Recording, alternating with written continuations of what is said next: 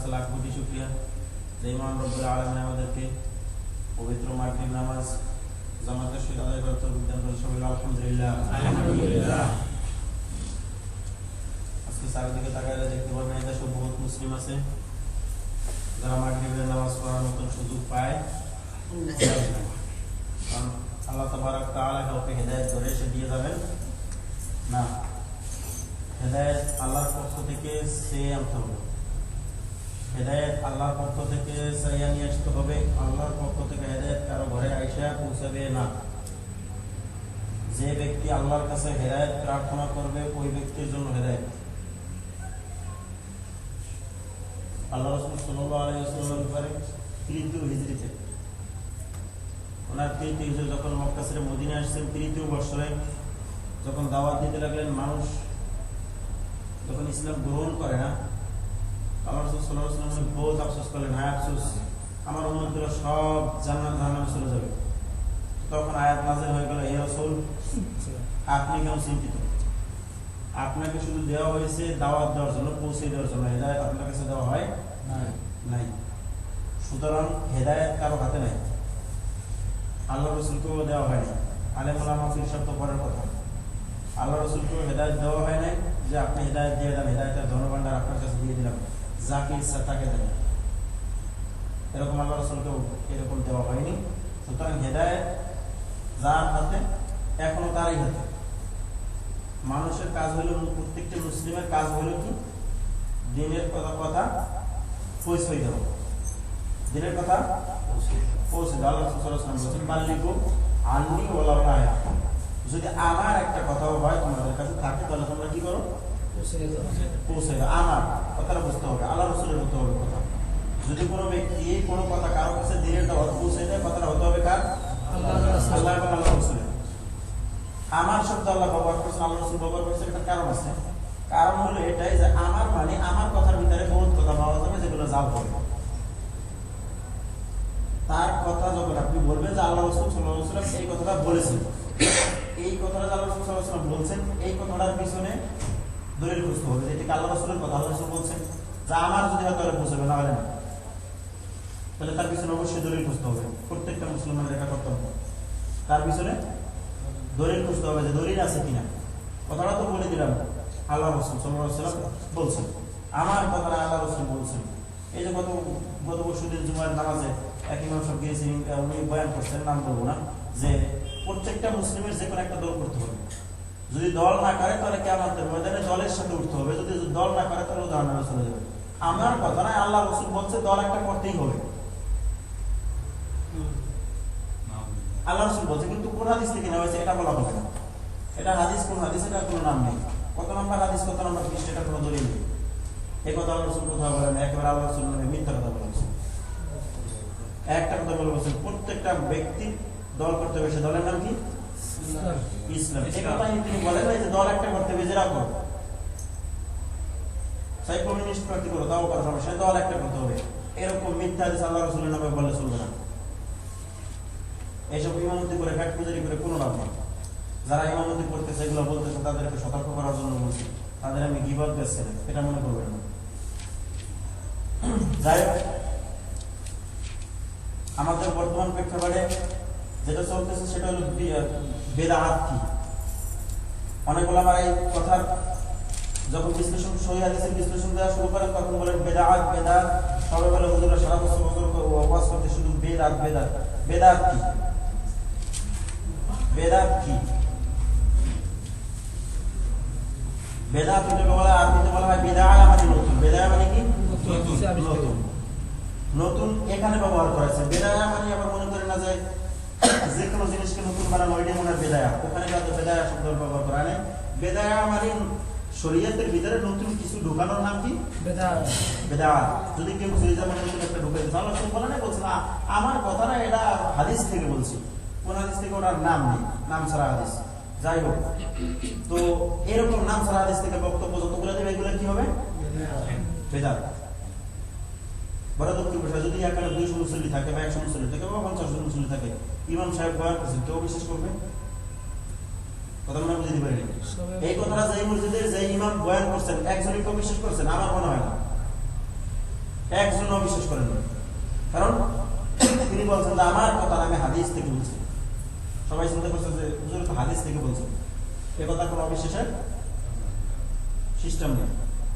সুতরাং অবশ্যই সত্য, উনি যখন হাদিস থেকে বলছেন কেউ তোমাকে জিজ্ঞাসা করেন না হুজুর হাদিস নাম্বার কত, কোন জায়গা থেকে বলছেন একটু বলেন, নাম্বারটা বলেন, আর হাদিসটা আছে কথা একটু বলে দেন। তাহলে ইমাম সাহেবকে খুঁজে পাওয়া যায় যে ইমাম সাহেব কোন হাদিসের বিধানটা করতেছে, তাহলে বোঝা যাবে। কিন্তু কেউ আজকে জিজ্ঞাসাও করে নাই, ওই যেভাবে বলতেছে ওইটাই মানতেছে। যখন সহিটা বলা আর ওইটা প্রেক্ষাপটে পারলে রাখি না, সারা জীবন শুনে আসছি, এটা কি কখনো হতে পারে? এটা কি কখনো হতে পারে? তাহলে মনে হয় আল্লাহ রাসূল ভুল করে গেছে, এটাই বলেছে। যাই হোক, আজকে সব তাহলে বেদাত সম্পর্কে, বেদাত মানে কি? নতুন আবিষ্কার। শরীয়তে নতুন কোন আবিষ্কার চলবে না।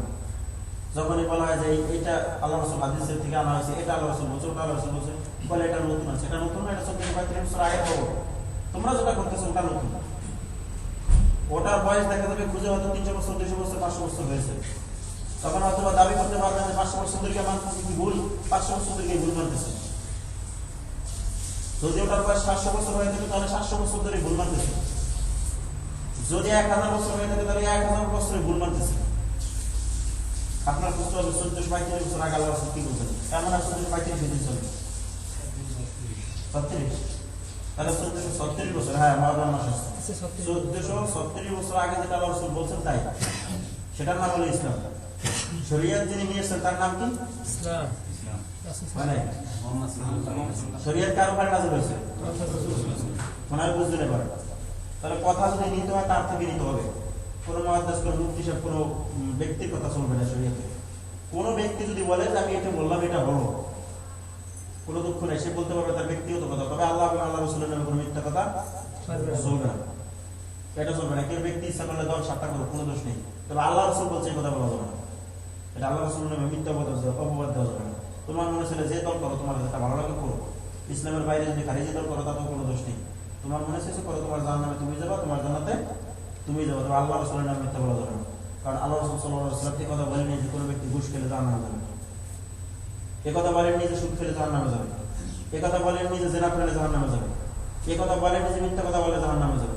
তবে একটা কথা বলে গেছেন, মান কাযাবা ফালাইহি মুতাআম্মিদান ফালিয়াতাবাওয়া মাকআদাহু মিনান নার, জাহান্নামের জন্য তাকে গ্যারান্টি করে দিয়েছেন। বলছেন কোনো ব্যক্তি যদি কোনো কথা বলে, ওই কথা যদি আমার না হয় কিন্তু আমার দিকে দাবি হয় যে আমি বলছি, তাহলে আর থাকার স্থান জাহান্নাম। কোথায়? ও জান্নাতে যাবেই না, আল্লাহ রাসূল বলে গেছেন ও জান্নাতে যাবে না। জিনা করলে তওবা করলে মাফ করে দেবেন, কিন্তু ওর কোনো মাফ নেই, ও জাহান্নামে যাবে, আল্লাহ রাসূল বলে গেছেন। জ্বর থাকার স্থান জাহান্নাম, ওর আর কোনো রাস্তা নেই। যে আল্লাহ রাসূলের নামে মিথ্যা হাদিস বানানো হয়েছে, আল্লাহ রাসূল আল্লাহ কোরআনের আয়াত বলবে একটা, তর্জমা করবে আরেকটা। আর 1435 বছর আল্লাহ বলে দিয়েছেন, ফাইলুল লিযিনা ইয়াকতুবুনাল কিতাবা বিআইদিহিম সুম্মা ইয়াকুলুনা হাযা লিয়াশতারু বিহি থামানান কলিলা। এমন একটা লোক আসবে, রাসূলকে বলছে রাসূল আপনি বলিয়ে দিন যে আপনার উম্মতের মধ্যে এমন একটা লোক আসবে, ফাইলুল লিযিনা ইয়াকতুবুনাল কিতাব, তারা কিছু কিতাব তৈরি করবে। কি করবে? কিতাব তৈরি করবে। বিআইদিহিম, এটা মানুষের সামনে উপস্থাপন করবে। সুম্মা ইয়াকুলুনা হাযা, আর বলবে যেটা আল্লাহ এবং আল্লাহর রাসূল বলেছে, লিয়াশতারু বিহি থামানান কলিলা, এটাই মানুষের কাছে বিক্রয় করে ফেলবে। বলবে এটা আল্লাহ বলছে এবং আল্লাহ রাসূল বলছে। ঠিক তাই মনে হয় চলতেছে নাকি বাকি আছে? বাকি না, চলতেছে। যাই হোক, হামাদা বাদাল হক ইল্লা আল্লাহ বলেন, আল্লাহ তাআলা বলেন যে সত্যর ভ্রষ্টতা, মানে সত্যর যে একটা পথ আছে, বিপক্ষেও কি একটা পথ আছে। সত্য যেরকম জিনিস আর এটার সত্য অসত্য একটা পথ আছে, মনে হয় নাই? আছে। মা ফাররাতনা ফিল কিতাবি মিন শাই, আর আল্লাহ বলছেন যে আমি যে কিতাবটা নাযিল করছি এটার ভিতরে কোনো ত্রুটি রাখি নাই, আর কিছু বাকি রাখেন নাই। তিনি বলে দিয়েছেন কোনো কিছু বাকি নাই। তাহলে মনে হয় আল্লাহ কিছু বাকি রাখেন নাই। যদি বাকি নাই রাখেন, যারা আজকে স্বপ্নের দাওয়াত দিতেছেন, যারা আজকে বিভিন্ন ধরনের তরিকা নাযিল করছেন, এই তরিকাকে আল্লাহ তাআলা আগে বলে দেন নাই? তাহলে আল্লাহ যদি কিছু বাকি নাই রেখে থাকেন, সে কথা যদি তার সত্যই হয়ে থাকে, আয়াত নম্বর হচ্ছে 38 সূরা আনাম, সূরা আনাম আয়াত নম্বর 38 বলছেন আমি আর কিছু বাকি রাখি না। যদি কিছু বাকি না রাখা থাকে, তো বর্তমান যারা যত ধরনের তরিকা বানাইছে এই তরিকাগুলো তো কোথাও পাওয়া গেল না, তাহলে এটাকে আল্লাহ রাসূল কেন বললেন, আল্লাহ কেন বললেন? তাহলে বোঝা গেল যে আল্লাহর এই আয়াত মিথ্যা। আর নতুন যতগুলো তরিকা হয়েছে, যতগুলো তরিকা মানুষে বানাইছে, স্বপ্নে পাইছে, যেখানে পাইছে, আরে বাজারে অবশ্যই আরো তরিকা দুনিয়াতে আসবে, কারণ আল্লাহ ইসলামকে কমপ্লিট করেন নাই। এটাই বোঝা যায় মনে হয়। সূরা মাইদা আয়াত নম্বর 3, আল-ইয়াওমা আকমালতু লাকুম দীনাকুম ওয়া আতমামতু আলাইকুম নি'মাতি ওয়া রাদিতুকুমুল ইসলামা দীনান। আল্লাহ বলছে আমি তোমাদের কাছে দ্বীনকে পরিপূর্ণ করে দিলাম আজ। আর দ্বীন যদি পরিপূর্ণ হইয়া থাকে তাহলে যেটা পরিপূর্ণ করে দিয়েছে ওটাই তো মানতে হবে, ওটাই মানা ফরজ, ওটাই মানতে হবে। নতুন যতগুলো আবিষ্কার হবে এটা একটা কোরআন হবে হাদিস দা কোনো দলিল নেই, একেবারে মিথ্যা গুলো। যতই বুজুর্গানি দিনের দাবি করুক, যতই পীর সাহেবের দাবি করুক, কোনো লাভ হবে না, কোনো লাভ হবে না। খালি খালি এগুলা মানুষকে ধোকা দেওয়া, আর কিছু না। কেউ বসে গরু ছাগলের দিকে তাকাই থাকে, কেউ বসে টাকা পয়সার দিকে তাকাই থাকে, কেউ বসে দলের দিকে তাকাই থাকে। দল বড় বানাবো, গরু ছাগল খাবো, মানুষের টাকা পয়সা আত্মসাৎ করবো, এটা তাদের উদ্দেশ্য, আর কোনো উদ্দেশ্য না। তাদের ইসলামের কোনো উদ্দেশ্য নেই। তো বলছে আল্লাহ এরপরে আর একটা কথা বলছে, ফাইন তানাযাতুম ফি শাইইন ফারুদ্দুহু ইলাল্লাহি ওয়া রাসূলিহি। তোমাদের ভিতরে যদি কখনো কোনো মতবাদ সৃষ্টি হয়ে যায় তাহলে তোমরা আল্লাহ এবং আল্লাহর রাসূলের দিকে চলে আসো। কোথায়? আল্লাহ এবং আল্লাহর রাসূলের দিকে চলে আসো। তবে এখন আল্লাহ এবং আল্লাহর রাসূল তো নাই, তখন কোথায় যাবে? কোরআনে বুঝতে পারি না। সূরা নিসা 59 নম্বর আয়াত। আল্লাহ এবং আল্লাহর রাসূল তো বেঁচে নাই, তাহলে কোথায় আসতে হবে? একদলকে বলা হয়, মাঝে মাঝে বলি যে তোমাদেরটা যদি সঠিক আছে হয়ে থাকে তাহলে তোমরা আসো, হাদিস এবং কোরআনের সাথে মিলাই তোমাদেরটা মেনে নেবো। আর যদি হাদিস এবং কোরআনের সাথে তোমাদেরটা না মেলে, আমারটা মেলে, তাহলে আমারটা মেনে নাও। না না, বাতিলের সাথে বুঝবো। এটা কেমন কথা বলো? তার মানে আল্লাহর আয়াতকে তারা অস্বীকার করে। যদি আল্লাহর আয়াতকে অস্বীকার না করে থাকে তাহলে কেন আসবে না তারা? তারা কেন বলবে বাতিল? যদি বাতিল হয়ে থাকে তাহলে আসো বাতিলের কাছে। দেখো আমি তো বলছি যেটা সঠিক হয়ে থাকে তোমাদের কথা যদি হাদিস এবং কোরআনের কাছে মিলে তাহলে তোমারটা আমি মেনে নেবো, কারণ সঠিককে মেনে নেওয়া হলো মুসলিমের কাজ, নাকি? তাহলে প্রত্যেকটা মুসলিমের কি করতে হবে? সঠিকটা মেনে নিতে হবে। সুতরাং আমিও সঠিকটা মেনে নেবো। তোমারটা যদি হাদিস এবং সহিহ হাদিস এবং কোরআনের সাথে মিলে থাকে আমি মেনে নেবো, আরো যারা আছে মুসলিম তাদেরকেও বলবো এটাই মেনে নেবো। আর যদি তোমারটা নাই মিলে তাহলে তুমি ওটা ছেড়ে দাও। তুমি কোথায় ইসলাম মেনে নেবে? বাজারে গেলে পচা মুড়ি মাছ কেন না, পচা ইলিশ মাছ কেন না, পচা শাক কেন না, পচা তরকারি কেন না, পচা ইসলাম মেনে কেন? ইসলামের বেলায় কেন এটা বাসা করো না যে আমি কলা যখন কিনি তখন সোলাটা কিনি না, পচাটা কিনি না, মাছের ফসলটা কিনি না, পচা আম কিনি না, পচা কাঁঠাল কিনি না। এটা খুব খাবার বেলায় খুব বাঁচতে পারো, চাকরির বেলায় বড়টা বাঁচতে পারো। যখন ইসলাম গ্রহণ করো, ইসলামের কোনো মাসলা গ্রহণ করো, শরীয়তের কোনো মাসলা যখন গ্রহণ করো, তখন কোনটা পচা কোনটা বলে এটা কেন বাঁচো? যা পাইছো একেবারে গয়রে, পচা মাছ আর ভালো মাছ নেই, যা পাইছো গয়রে খাইছো, এটা না। শরীয়তের যদি কখনো কোনো মাসলা গ্রহণ করতে হয়, বাজারে যেরকম সবকিছু বাঁচেন এরকম বাঁচতে হবে। কারণ বর্তমান শরীয়ত মিথ্যা শরীয়ত চলছে। বাজারে হাজারো কিতাব পাওয়া যায় যেগুলো 90%, 60%, 70%, 80%, 40% এরকম মিথ্যা। এমনিতে বানাই রাখছে, এমনিতে লিখে রাখছে, কোনো কাজ নেই, বসে বসে বেকার লিখে রাখছে। এরকম কিতাব ইচ্ছা করলে যে কোনো সময় দুই লেখা যায়, মনে চাইছে তাই লিখে রাখছে, মানুষের কাছে পৌঁছেছে, মানুষ শুনছে অমুক বড় আলেম, কত বড় আলেম তিনি এত বড় একটা কিতাব লিখছেন। কিতাব তো 2000 পৃষ্ঠা বা 500 পৃষ্ঠা, 100 পৃষ্ঠা, 50 পৃষ্ঠা, কিতাব তো অনেক বড় একটা। এটা তার বুজুর্গির দেখানোর জন্য, ভাব দেখানোর জন্য যে আমি একজন বুজুর্গ হয়েছি। অথবা কেউ বলছে বুঝে নাই হাদিস সম্পর্কে, যা করছে তাই লিখে রাখছে, রিসার্চ করার চেষ্টা করে নাই যে আমি কি করলাম। যাই হোক, তাদের জন্য দোয়া করবেন, আল্লাহ তাআলা তাদেরকে হেদায়েত দান করুন, আমিন। এরপরে বলছেন যারা আজকে তরিকা নিয়ে দৌড়াদৌড়ি করছেন, আল্লাহ নবী বলেছেন ওয়ান হাদা সিরাতি মুস্তাকিমান ফাত্তাবিউহু ওয়া লা তাত্তাবিউস সুবুলা ফাতাফাররাকা বিকুম আন সাবিলি। অনেকের তরিকা আছে, মনে জানেন অনেকগুলো তরিকা, তাই না? জান্নাতে যাওয়ার তরিকা আছে বহু। কত তরিকা আছে? বহুত তরিকা আছে। তারা সুন্দর করে উদাহরণ দেয়, তাদের মুখ থেকে শুনবেন। যে মনে করেন বরিশাল থেকে ঢাকা যাইতে হবে, তো ঢাকা যাওয়ার রাস্তা আছে মনে করেন সাইডে, আমার যেটা জাম লাগে ওইটা দিয়ে তো যাইতে হবে। কি বলে? মানে যেটা দিয়ে ভালো লাগে সেটা দিয়ে যাবো। উদ্দেশ্য কি? ঢাকা যাবো। আমার গন্তব্যস্থল কোথায়? ঢাকা। যাবো বরিশাল থেকে, যে রোড আছে এখন 7টা, যেইটা দিয়ে মনে চায় ওইটা দিয়ে আমি যাবো গন্তব্যস্থলে যাইতে লিখতে হয়েছে, তাই না? তাদের উদ্দেশ্য হলো যে তরিকা যতগুলো হোক, যেই কোনো তরিকা দিয়ে উদ্দেশ্য হলো কোথায়? জান্নাত। জান্নাতে যদি যাইতে পারি তরিকা দিয়ে তাহলে চলবে। তরিকা 126 টাকা, 2000 হোক, 2000 যদি তরিকা হয়, যে কোনো এক তরিকা অবলম্বন করে যদি জান্নাতে যাইতে পারি তাহলে তো হলো। এটা ঢাকার বরিশালের রাস্তা না। আল্লাহ নিজে বলে দিচ্ছেন ওয়া আন্না হাদা, এরকম ইশারা করছে। হাজা মানে এইটা একটা, ওয়া আন্না হাদা সঠিক মতো এইটা।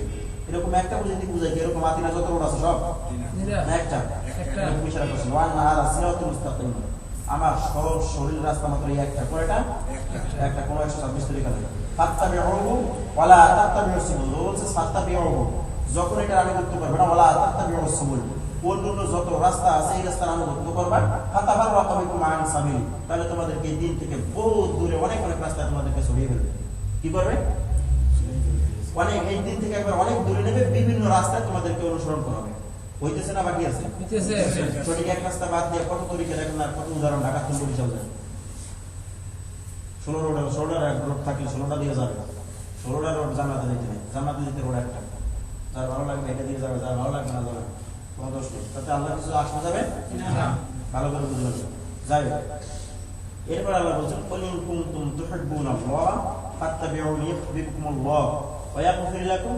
যুনুবাকুম আল্লাহু গফুরুর রহিম বলছেন কুল ইন কুনতুম হে রাসূল আপনি বলে দিন তুহিব্বুনাল্লাহ তোমরা যদি আল্লাহকে মহব্বত করতেছো আল্লাহকে ভালোবাসতেছো আল্লাহকে পাইতেছো তাহলে ফাত্তাবিউনি ইউহিব্বুকুমুল্লাহ তাহলে কাকে ভালোবাসো রাসূলকে কাকে ভালোবাসতে হবে রাসূলকে আর বলছেন যদি আল্লাহকে পেতেছো আল্লাহকে ভালোবাসতেছো আর রাসূলকে ভালোবাসো আর যারা আল্লাহ এবং আল্লাহ রাসূলকে ভালোবাসবে ওয়া ইয়াগফির লাকুম যুনুবাকুম তাকে ক্ষমা করে দাও সুবহানাল্লাহ আনুগত্য করতে হবে কার আল্লাহ এবং রাসূল আল্লাহ এবং আল্লাহ রাসূল কোন কারো বাকি আছে না যদি কারো ভালো করতে পারেন কোনো দোষ নেই দোষ এতটুকুই ভালো করলে জান্নাতে যাবেন খারাপ করলে জাহান্নামে বাস আর কোনো দোষ নেই দোষ শুধু এতটুকু যার ভালো লাগে করবেন হকটা যার ভালো লাগে না সে হক ছেড়ে দেবেন এতে কোনো দোষ নাই মনে বুঝতে পারেন আল্লাহ বলেন ওয়াকুলিল হাক্কু মির রাব্বিকুম হক আসছে না বাকি আছে আসছে আল্লাহ বলেন হে রাসূল আপনি বলে দিন ওয়াকুলিল হাক্কু মির রাব্বিকুম তোমাদের কাছে হক পৌঁছে দিয়েছে হক পৌঁছে দিয়েছে ফামান শাআ ফালিয়াকুন যার ভালো লাগে ফামান শাআ ফালিয়ুমিন যার ভালো লাগে সে গ্রহণ করো মুমিন হও ফামান শাআ ফালিয়াকুন যার ভালো লাগে না প্রত্যাখ্যান করো কুফরি করো তাতে কিছু আসবে যাবে না আল্লাহর লস আছে আপনি ইবাদত করলে জান্নাতে গেলে না আপনি জান্নাতে গেলে আল্লাহর লাভ হবে না তাহলে আল্লাহকে ঠকিয়ে দিয়ে কোনো লাভ নেই তারা আল্লাহকে ঠকিয়ে দেয় যে আল্লাহর পক্ষ থেকে সব কিছু হয় যা কিছু আল্লাহর পক্ষ থেকে হয় এটা মিথ্যা কথা আল্লাহকে ঠকিয়ে দিয়ে কোনো লাভ নেই আল্লাহ কিছু করে না দুটোটা রাস্তা যদি বলা হয় যে মাখলুক কিছু করতে পারে না যা কিছু হয় সব কিছু আল্লাহর পক্ষ থেকে করে এটা ভুল কথা যা কিছু হয় সব কিছু আল্লাহর পক্ষ থেকে এটা ভুল কথা আল্লাহ আপনার উপর একটা দায়িত্ব দিয়ে ছেড়ে দিয়েছেন একটা কাজ দিয়ে ছেড়ে দিয়েছেন তুমি যাও এই কাজটা করো কাজ হলো দুইটা একটা ভালো একটা খারাপ যার ভালো লাগে ওইটা করো যার ভালো লাগে ওটা করো আমার পক্ষ থেকে কোনো ভালো যে ভালো চাবে তাকে ভালো দেবো যে খারাপ চাবে ও খারাপ পথে যাবে আল্লাহ করে ভালো পথে ঠেলে বেড়াইতেন না খারাপ পথেও ঠেলে বেড়াইতেন তবে ভালো পথে যাক সবাই এটাই আল্লাহ চান তিনি চান না যে খারাপ হয়ে যাক মানুষ তিনি চান সবাই ভালো হয়ে যাক কিন্তু যে ভালো হতে চাবে তাকে ভালো বানাবেন তিনি চাবেন না তাকে দেওয়া হবে না এইসব অপবাদ দিয়ে আল্লাহ নামে আদি ইসলাম প্রচার করা এই বন্ডামি ছেড়ে দিয়ে একটু ভালো হওয়ার চেষ্টা করতে হবে হাদিস এবং কোরআনের দিকে আসতে হবে আহ্বান করা হাদিস এবং কোরআনের দিকে যারা বলে যা কিছু হয় সব কিছু আল্লাহর পক্ষ থেকে হয় মানুষের পক্ষ থেকে কিছু হয় না কিছু থেকে কিছু হয় না যা আল্লাহর পক্ষ থেকে হয় এইসব ভুল তর্জমা ভুল বুঝতে লিখতে হবে এসব কোনো দিনের প্রচার না এগুলা ইহুদিদের কথা ইহুদিরা বলতো বালিয়া দাও অবসর দোকান কি একটা বলে গেছে ওটা তর্জমা ওটা বলতো ইহুদিরা বলতো যে আল্লাহর দরবার বন্ধ হয়ে গেছে আল্লাহর হাত লুলা হয়ে গেছে এটা হলো তাদের মতন একটা লানত আল্লাহর উপরে আল্লাহ কিছু যেটা আল্লাহ যখন এই কথা যদি বলে যে কোনো কিছু থেকে কোনো কিছু হয় না সবকিছু আল্লাহর পক্ষ থেকে হয় তাহলে তো বোঝা গেল যত খারাপ কাজ আছে সব আল্লাহই করে জেনা করে গেলে তো আল্লাহই পাঠাইছেন জেনা করাইতে ঠিক না তাহলে কথা বলেন কেন কলেমার তর্জমা কলেমার তাওহীদ এর তর্জমা করতে হবে ওযু ভাঙার কারণ আছে না নাই আছে কয়টা চারটা কেউ বলছেন 7টা কেউ বলছেন 5টা কেউ বলছেন 4টা যাই হোক সঠিক একটা হবে সঠিক সবগুলো হবে না নামাজ ভাঙার কারণ আছে না নাই আছে সারা জীবন নামাজ ভাঙার আর ওযু ভাঙার কারণ করছেন কলেমা ভাঙার কারণ করছেন কয়দিন কোনদিন তো এই দাওয়াত আল্লাহ বললেন না যে কলেমা ভাঙার একটা কারণ আছে ওযু ভাঙার যেরকম কারণ আছে নামাজ ভাঙার কারণ আছে কলেমা ভাঙার কারণ আছে কলেমা বললেই মুসলিম হওয়া যায় না ওযু করলে যেরকম ওযু ভাঙার কারণ শেষ হয় কারণ যদি কোনো কারণ বশত এই ওযু ভাঙার যে একটা কারণ আছে এর যদি কোনো একটা হয়ে যায় তাহলে ওযু থাকে না ওযু থাকে না কলেমা পড়ে যদি মুসলিম হয়, কলেমা ভঙ্গের যে কারণ আছে এর একটা কারণ যদি হয়ে যায় তাহলে সে মুসলিম থাকে না, সে আবার পুনরায় অমুসলিম হয়ে যায়। এই জন্য কলেমা ভাঙ্গার কারণগুলো আগে করতে হবে। উযু ভঙ্গের কারণ, নামাজ ভঙ্গের কারণ এগুলো খুব ভালো বুঝছি। কলেমার যে শর্ত আছে, কলেমার অর্থ আছে, কলেমার অর্থ এবং শর্ত এগুলো বুঝতে হবে। অর্থ এবং শর্ত যদি না বুঝে তাহলে মুসলিম হয়ে কোনো লাভ নেই। এক ব্যক্তি কলেমা পড়ছে, কলেমা ভঙ্গের কারণ আছে, নামাজ পড়লে কলেমা থাকে না, নামাজ না পড়লে কলেমা থাকে না, সুদ খেলে কলেমা থাকে না, কলেমা ভঙ্গ হয়ে যায়, ঘুষ খেলে কলেমা ভঙ্গ হয়ে যায়, আল্লাহ এবং আল্লাহ রসুলের নামে যদি মিথ্যা অপবাদ দেওয়া হয় তাহলে কলেমা ভঙ্গ হয়ে যায়, আল্লাহর সাথে শিরক করলে কলেমা ভঙ্গ হয়ে যায়, বেদাত করলে আল্লাহ রসুলকে অপমান করা হয় কলেমা ভঙ্গ হয়ে যায়, শিরক করলে আল্লাহকে অপমান করা হয় কলেমা ভঙ্গ হয়ে যায়। এই কারণগুলো কেন করেন না? এই কারণগুলোর যখন একটা কারণ হয়ে যাবে সাথে সাথে সব মুসলিম হয়ে যাবে, সে আর মুসলিম থাকবে না। যদিও সে তার বাবা মুসলিম হতে পারে, তার মা মুসলিম হতে পারে, তার পূর্বপুরুষ সবই মুসলিম, অসম্ভব। উযু ভঙ্গের যেরকম কারণ আছে, কলেমা ভঙ্গের কারণ আছে। প্রত্যেকটা কাজের নেগেটিভ এবং পজিটিভ দুইটা সাইড আছে না নাই? আছে। একা একা বলছেন আমি দুনিয়াতে যা কিছু তৈরি করছি সব জোড়া জোড়া তৈরি করছি, একটু খুঁজে দেখবেন সবকিছু জোড়া জোড়া, হাত পা মুখ যা কিছু সবকিছু জোড়া জোড়া, সবকিছু খুঁজে দেখবেন সবকিছু জোড়া পাবেন। একটাও এই বিদ্যুতের দুইটা লাগবে, নেগেটিভ ও পজিটিভ। যখন বলা হয়েছে শুধু কলেমা পড়লেই মুসলিম হলো, আবার কলেমা পড়লে যে মুসলিম হবে সেটা বুঝবে না। শর্ত এবং অর্থ দুইটা জিনিস, কলেমার শর্ত এবং অর্থ। কলেমার শর্ত হলো এটা, ফালাম আন্নাহু লা ইলাহা ইল্লাল্লাহ। আল্লাহ বলেন ফালাম আন্নাহু, তোমরা জানো। কি সম্পর্কে জানবা? তোমরা যে কলেমা পড়বা যে লা ইলাহা ইল্লাল্লাহ, ফালাম আন্নাহু লা ইলাহা ইল্লাল্লাহ, তোমরা যে লা ইলাহা এই কলেমাটা পড়বা, পড়ার আগে জানো যে লা ইলাহা ইল্লাল্লাহ কে, লা ইলাহা ইল্লাল্লাহর শর্ত কি, লা ইলাহা ইল্লাল্লাহর অর্থ কি। কলেমা পড়ার আগে লা ইলাহা ইল্লাল্লাহর শর্ত, লা ইলাহা ইল্লাল্লাহর অর্থ দুটোটা বুঝতে হবে। যদি লা ইলাহা ইল্লাল্লাহর অর্থ এবং শর্ত না বুঝেন এই কলেমা পড়ে কোনো লাভ নেই। কলেমা পড়ছেন জেনা করছেন, কলেমা পড়ছেন সুদ খেয়েছেন, কলেমা পড়ছেন ঘুষ খেয়েছেন, কলেমা পড়ছেন যা মন চাইছে তাই করছেন, এটা কলেমার অর্থ নয়। এগুলো সব করলে কলেমা ভঙ্গ হয়ে যায়, আল্লাহকে অপমান করা হয়। কলেমা করছেন জেনা করছেন, আল্লাহকে অপমান করা হয়, এটা করলে কলেমা ভঙ্গ হয়ে যায়। লা ইলাহা ইল্লাল্লাহ থাকে না, লা ইলাহা ইল্লাল্লাহ ভঙ্গ হয়ে যায়।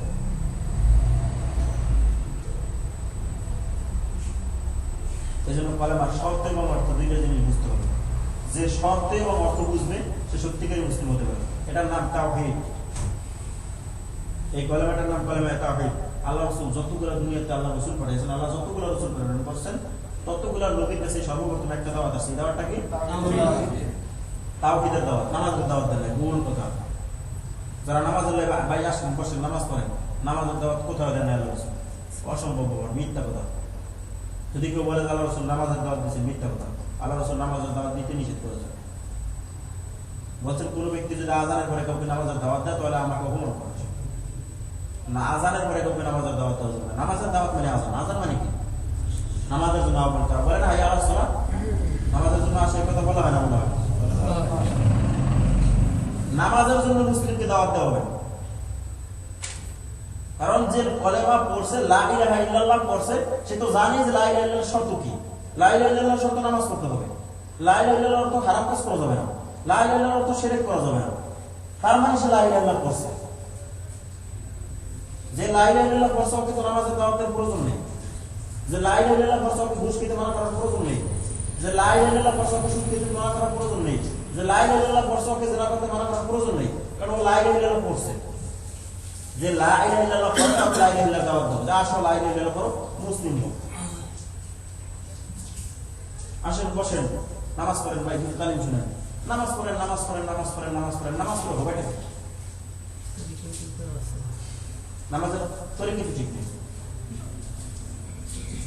নামাজ কিভাবে পড়তে হবে সেটাই তো জানেন। আগে ওকে যদি দাওয়াতটা নাকি বলেন যে ভাই আপনি যে লা ইলাহা ইল্লাল্লাহ পড়ে একবার মুসলমান হয়েছেন, লা ইলাহা ইল্লাল্লাহর অর্থ এবং শর্ত কি জানেন? যদি না জেনে থাকেন আসেন, নামাজ তো পড়বেই। লা ইলাহা ইল্লাল্লাহর শর্ত যখন বুঝবো তো নামাজ নিজেই পড়বে।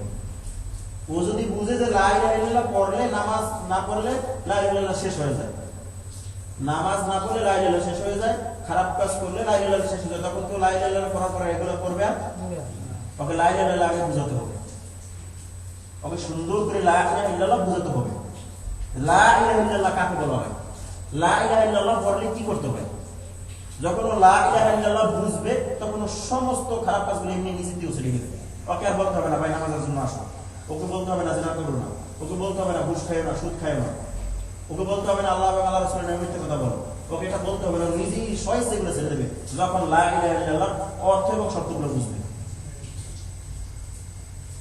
যতক্ষণ পর্যন্ত লা ইলাহা ইল্লাল্লাহর শর্ত এবং অর্থ বুঝবে না ও অতক্ষণ পর্যন্ত যা বলছে তাই করে হাজারবার বলাবেন। ও নামাজ পড়তে এখানে আসবে, নামাজের পরে বাইরে যে মানুষ চুরি করবে, এখানে নামাজ পড়ে দেবে বাইরে যে না করবে, এখানে নামাজ পড়বে বাইরে যে ঘুষ খাবে, বাইরে যে সুদ খাবে, বাইরে যে মানুষের গুলে দেবে, গালি দেবে, মিথ্যা কথা বলবে, সব করবে, কারণ লা ইলাহা ইল্লাল্লাহর শর্ত অর্থ বুঝে না।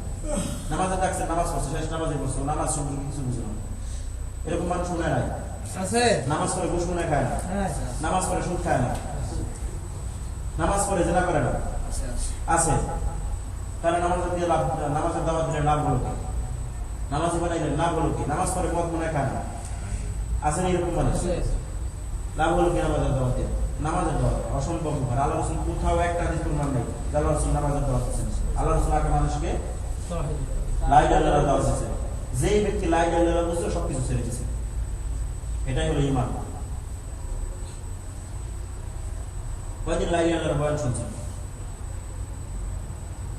আগে লা ইলাহা ইল্লাল্লাহ শর্ত এবং অর্থ বুঝান। যতক্ষণ পর্যন্ত লা ইলাহা ইল্লাল্লাহ শর্ত এবং অর্থ না বোঝা যাবে ততক্ষণ পর্যন্ত ওর কাছে খারাপ কাজগুলোকে মনে হবে হালাল, অবৈধ কাজগুলোকে মনে হবে ওর কাছে বৈধ। কারণ লা ইলাহা ইল্লাল্লাহ শর্ত জানা না, অর্থ জানা না, ওর কাছে সবকিছু বৈধ মনে হবে।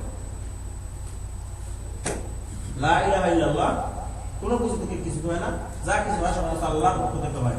এই কথাটা যখন বলবেন তার মানে পুরা কলেমাটাকে আপনি চেঞ্জ করে দিয়েছেন। আল্লাহ মাফ করুন। আসেন ভাই আসেন, 2 দিন 3 দিন 4 দিন 5 দিন হলে যাই, আর কোনো কিছু থেকে কোনো কিছু সব আল্লাহর পক্ষ থেকে হয়। এরকম অপবাদ দিয়ে ইসলামকে প্রচার করা অসম্ভব হয়। কখনো তার ইসলাম কায়েম করতে পারবে না, আর ইসলামের গায়ে আগুন জ্বালাই দিচ্ছে।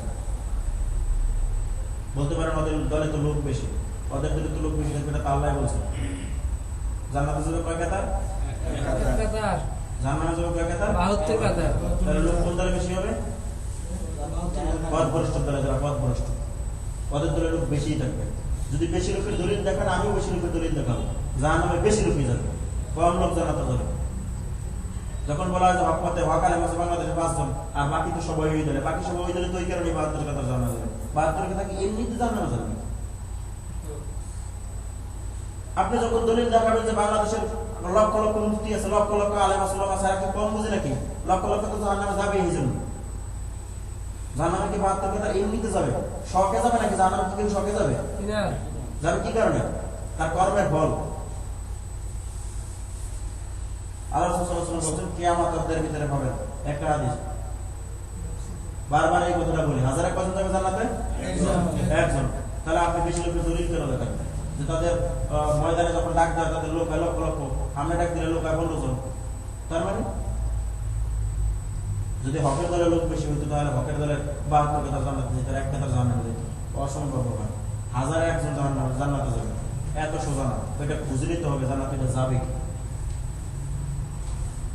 এক দাওয়াতে নাকি প্রশ্ন করা হয়েছে, ভাই এক লোক প্রশ্ন করছে যে আমি তো ওই যে হাজারে একজন জান্নাতে যাবে এবং বাকি 71 কাতারে 72 জান্নাতে যাবে, এক কাতারে যে জান্নাতে যাবে ওই দলটার ভিতরে অন্তর্ভুক্ত হয়েছে, ওই দলটা কেডা? আসেন ভাই বসেন, শোনেন, তাহলে বুঝতে পারবেন। এটা কোনো কথা না। ওই দলটার গ্যারান্টি দিতে হবে, ওই দলটার কেডা, গ্যারান্টি আল্লাহ নিজে দিয়ে দিয়েছেন। ওই দলটাকে এটা আল্লাহ নিজে গ্যারান্টি দিয়ে দিয়েছেন, কথা আপনি সরাসরি বলে দিতে পারেন। এটার জন্য কারণ গাছাবার কথা নেই, আসেন ভাই বসেন তারপরে বুঝবেন, এরকম কোনো কথা নেই। ওই দলটা কারা এটাকে বলতে পারেন? যারা আল্লাহ এবং আল্লাহর রাসূলের আনুগত্য করবে। কারা? ওরাই জান্নাতে যাবে, ওই দলটাই ওরা। এই কথা একটা স্পষ্ট কথা। এখানে তো কোনো গাছ ভাই আসেন বসেন তারপরে দেখবেন, এটা দেখার কোনো কিছু নেই। যখন জিজ্ঞাসা করে তখন তুমি বলো আল্লাহ এবং আল্লাহর রাসূলের আনুগত্য করবে, তারাই জান্নাতে যাবে। তখনই আপনি বলবেন আল্লাহর রাসূলের আনুগত্য কতটুকু করেন আপনি, বাইর করেন হাদিস। আমরা বুজুর্গের দিনের দোহাই দিয়ে ধর্ম চলবে না। এইসব বুজুর্গের দিন ইসলামে নেই, পীর মুরিদ এসব ইসলামে নাই, সুফিবাদী ইসলামে নাই। নির্দিষ্ট কতগুলো পীর আছে, নির্দিষ্ট পীর মানে আউলিয়া ওলি, নির্দিষ্ট কোনো পীর নেই। আল্লাহ নিজে বলছেন আল্লাহু ওয়ালিয়ুল মুমিনিন, প্রত্যেকটা মুমিনই ওলি। কয়জন বলি? যদি পৃথিবীতে 1 কোটি মুমিন ব্যক্তি থাকে 1 কোটি হলি, যারা আজকে নির্দিষ্ট করে একেবারে স্থান দিয়ে সরকারের মতন আসল লোক বসে আছে, শুধু আমরা বলি আর সবাই আমাদের বলি আর আমরা খালি বলি, এসব নির্দিষ্ট ইসলামে নাই। আল্লাহ ওয়ালিউল মুমিনিন, সবাই যারা মুমিন তারাই বলে। এখন কি মানুষের সামনে হারিয়ে বলতে হবে যে আমি বলি, আমার কাছে আও বলি দাও? এরকম কোনো কথা নাই। এরকম কোন কোরআনের আয়াতে পাওয়া যায়, কোন হাদিসে পাওয়া যায় যে নির্দিষ্ট ওলি আছে, নির্দিষ্ট কোন ওলি নেই। যারা মুমিন তারাই ওলি, তারাই বীর, তারাই আউলিয়া। ওলি মানে বন্ধু, ওলি মানে বন্ধু। আউলিয়া এবং ওলিয়া, ওলি দুইটা শব্দ ব্যবহার করছে, দুটোটা শব্দের থেকে বন্ধু। আল্লাহর বন্ধু, আল্লাহর বন্ধু কারা হবে? মুমিন। যারা মুমিন তারা। পীর নামে কিছু নাই, পীর মানে ওস্তাদ, ফার্সি ভাষা থেকে আসছে। এটা আফগানিস্তানে এখনো বলে, ইরানে এখনো বলে পীর মানে ওস্তাদ, স্কুলের শিক্ষক পীর। তাহলে বাংলাদেশের স্কুলের শিক্ষক তো সবাই পীর, মনে বুঝতে পারিনি। ফার্সিতে বলা হয় পীর, বাংলায় বলা হয় ওস্তাদ। বাংলায় কি? শিক্ষক, মনে বুঝতে পারিনি। বাংলায় শিক্ষক, ফার্সিতে কি? পীর। ফার্সিতে পীর, বাংলায় শিক্ষক। তাহলে যখন স্কুল কলেজের ছাত্র শিক্ষক আছে সবগুলো পীর। ওদের ভাষা আমি বললাম, আমার ভাষা বলি না। যত স্কুল কলেজের মাদ্রাসার যতগুলো শিক্ষক আছে সবগুলো পীর। আরবি কোনো শব্দ নেই, পীর আরবি শব্দ আছে একমাত্র দুইটি, আউলিয়া এবং ওলি, আল্লাহর বন্ধু। সুতরাং ভালো করে ক্লিয়ার করে বোঝার চেষ্টা করবেন। ব্রেন আছে, যখন মাছ খান তখন কাটা বেছে খান, বুদ্ধি আছে, ভালো করে একটু বুদ্ধিটা চর্চা করেন। ব্রেনকে চর্চা করার চেষ্টা করতে হবে। ওরা ব্রেনের ভিতরে এমন একটা কেরা লাগাই দিচ্ছে, এমন একটা ওয়াশ ঢুকিয়ে দিচ্ছে, এই ওয়াশ ব্রেনটাকে এরকম চুরি হইতেছে, আর ওইটাই ওরা বুঝতেছে। ওদের কাছে যখন বলা হয় ওরা কোনোটাই মানবে না, শুধু যেটা পাইছে অন্ধভাবে চোখ বুঝি বলবে আর পারবে, বলবে আর পারবে, কোনো খবর নেই। বছরে 52 খতম দেবে। কেতাব একটা পাইছে নির্দিষ্ট, নির্দিষ্ট কেতাবের নাম কি বলতে পারে? আমি বলি না ফাজাল আমল, আমি বলতে পারি, কারণ নির্দিষ্ট কেতাব আল্লাহ কোনটা নাযিল করছেন বলতে পারবে?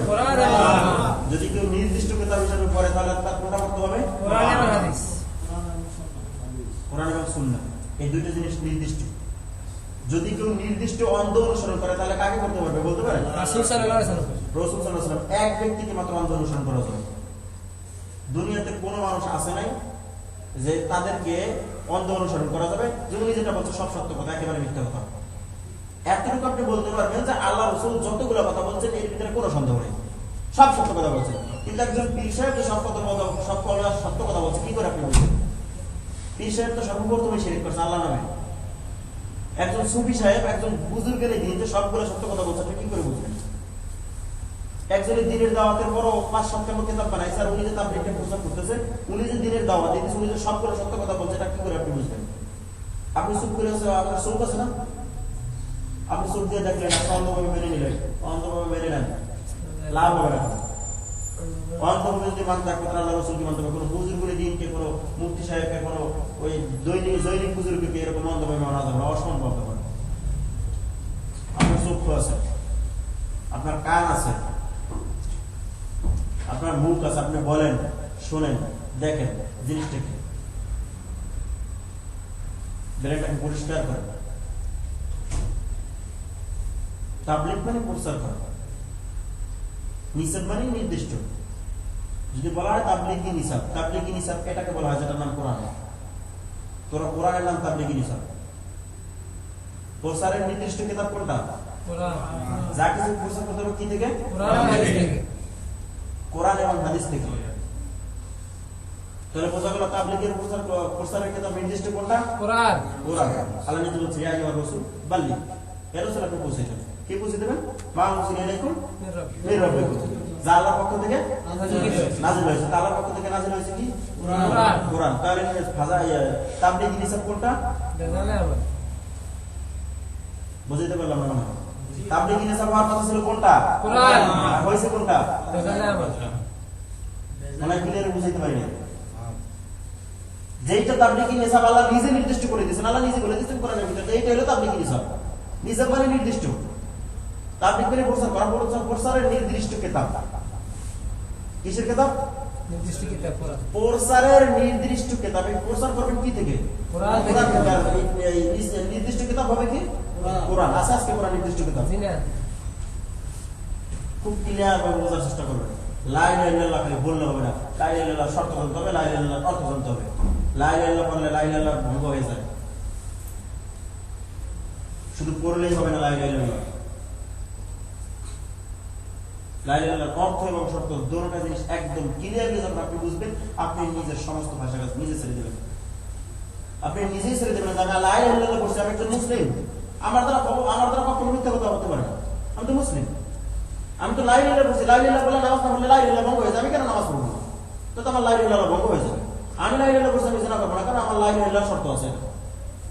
লা ইলাহা ইল্লাল্লাহ বলে জিনা করা যাবে, এটা হারাম। যদি করেন তাহলে লা ইলাহা ইল্লাল্লাহ ভঙ্গ হয়ে যাবে, তখন আপনি করবেন না?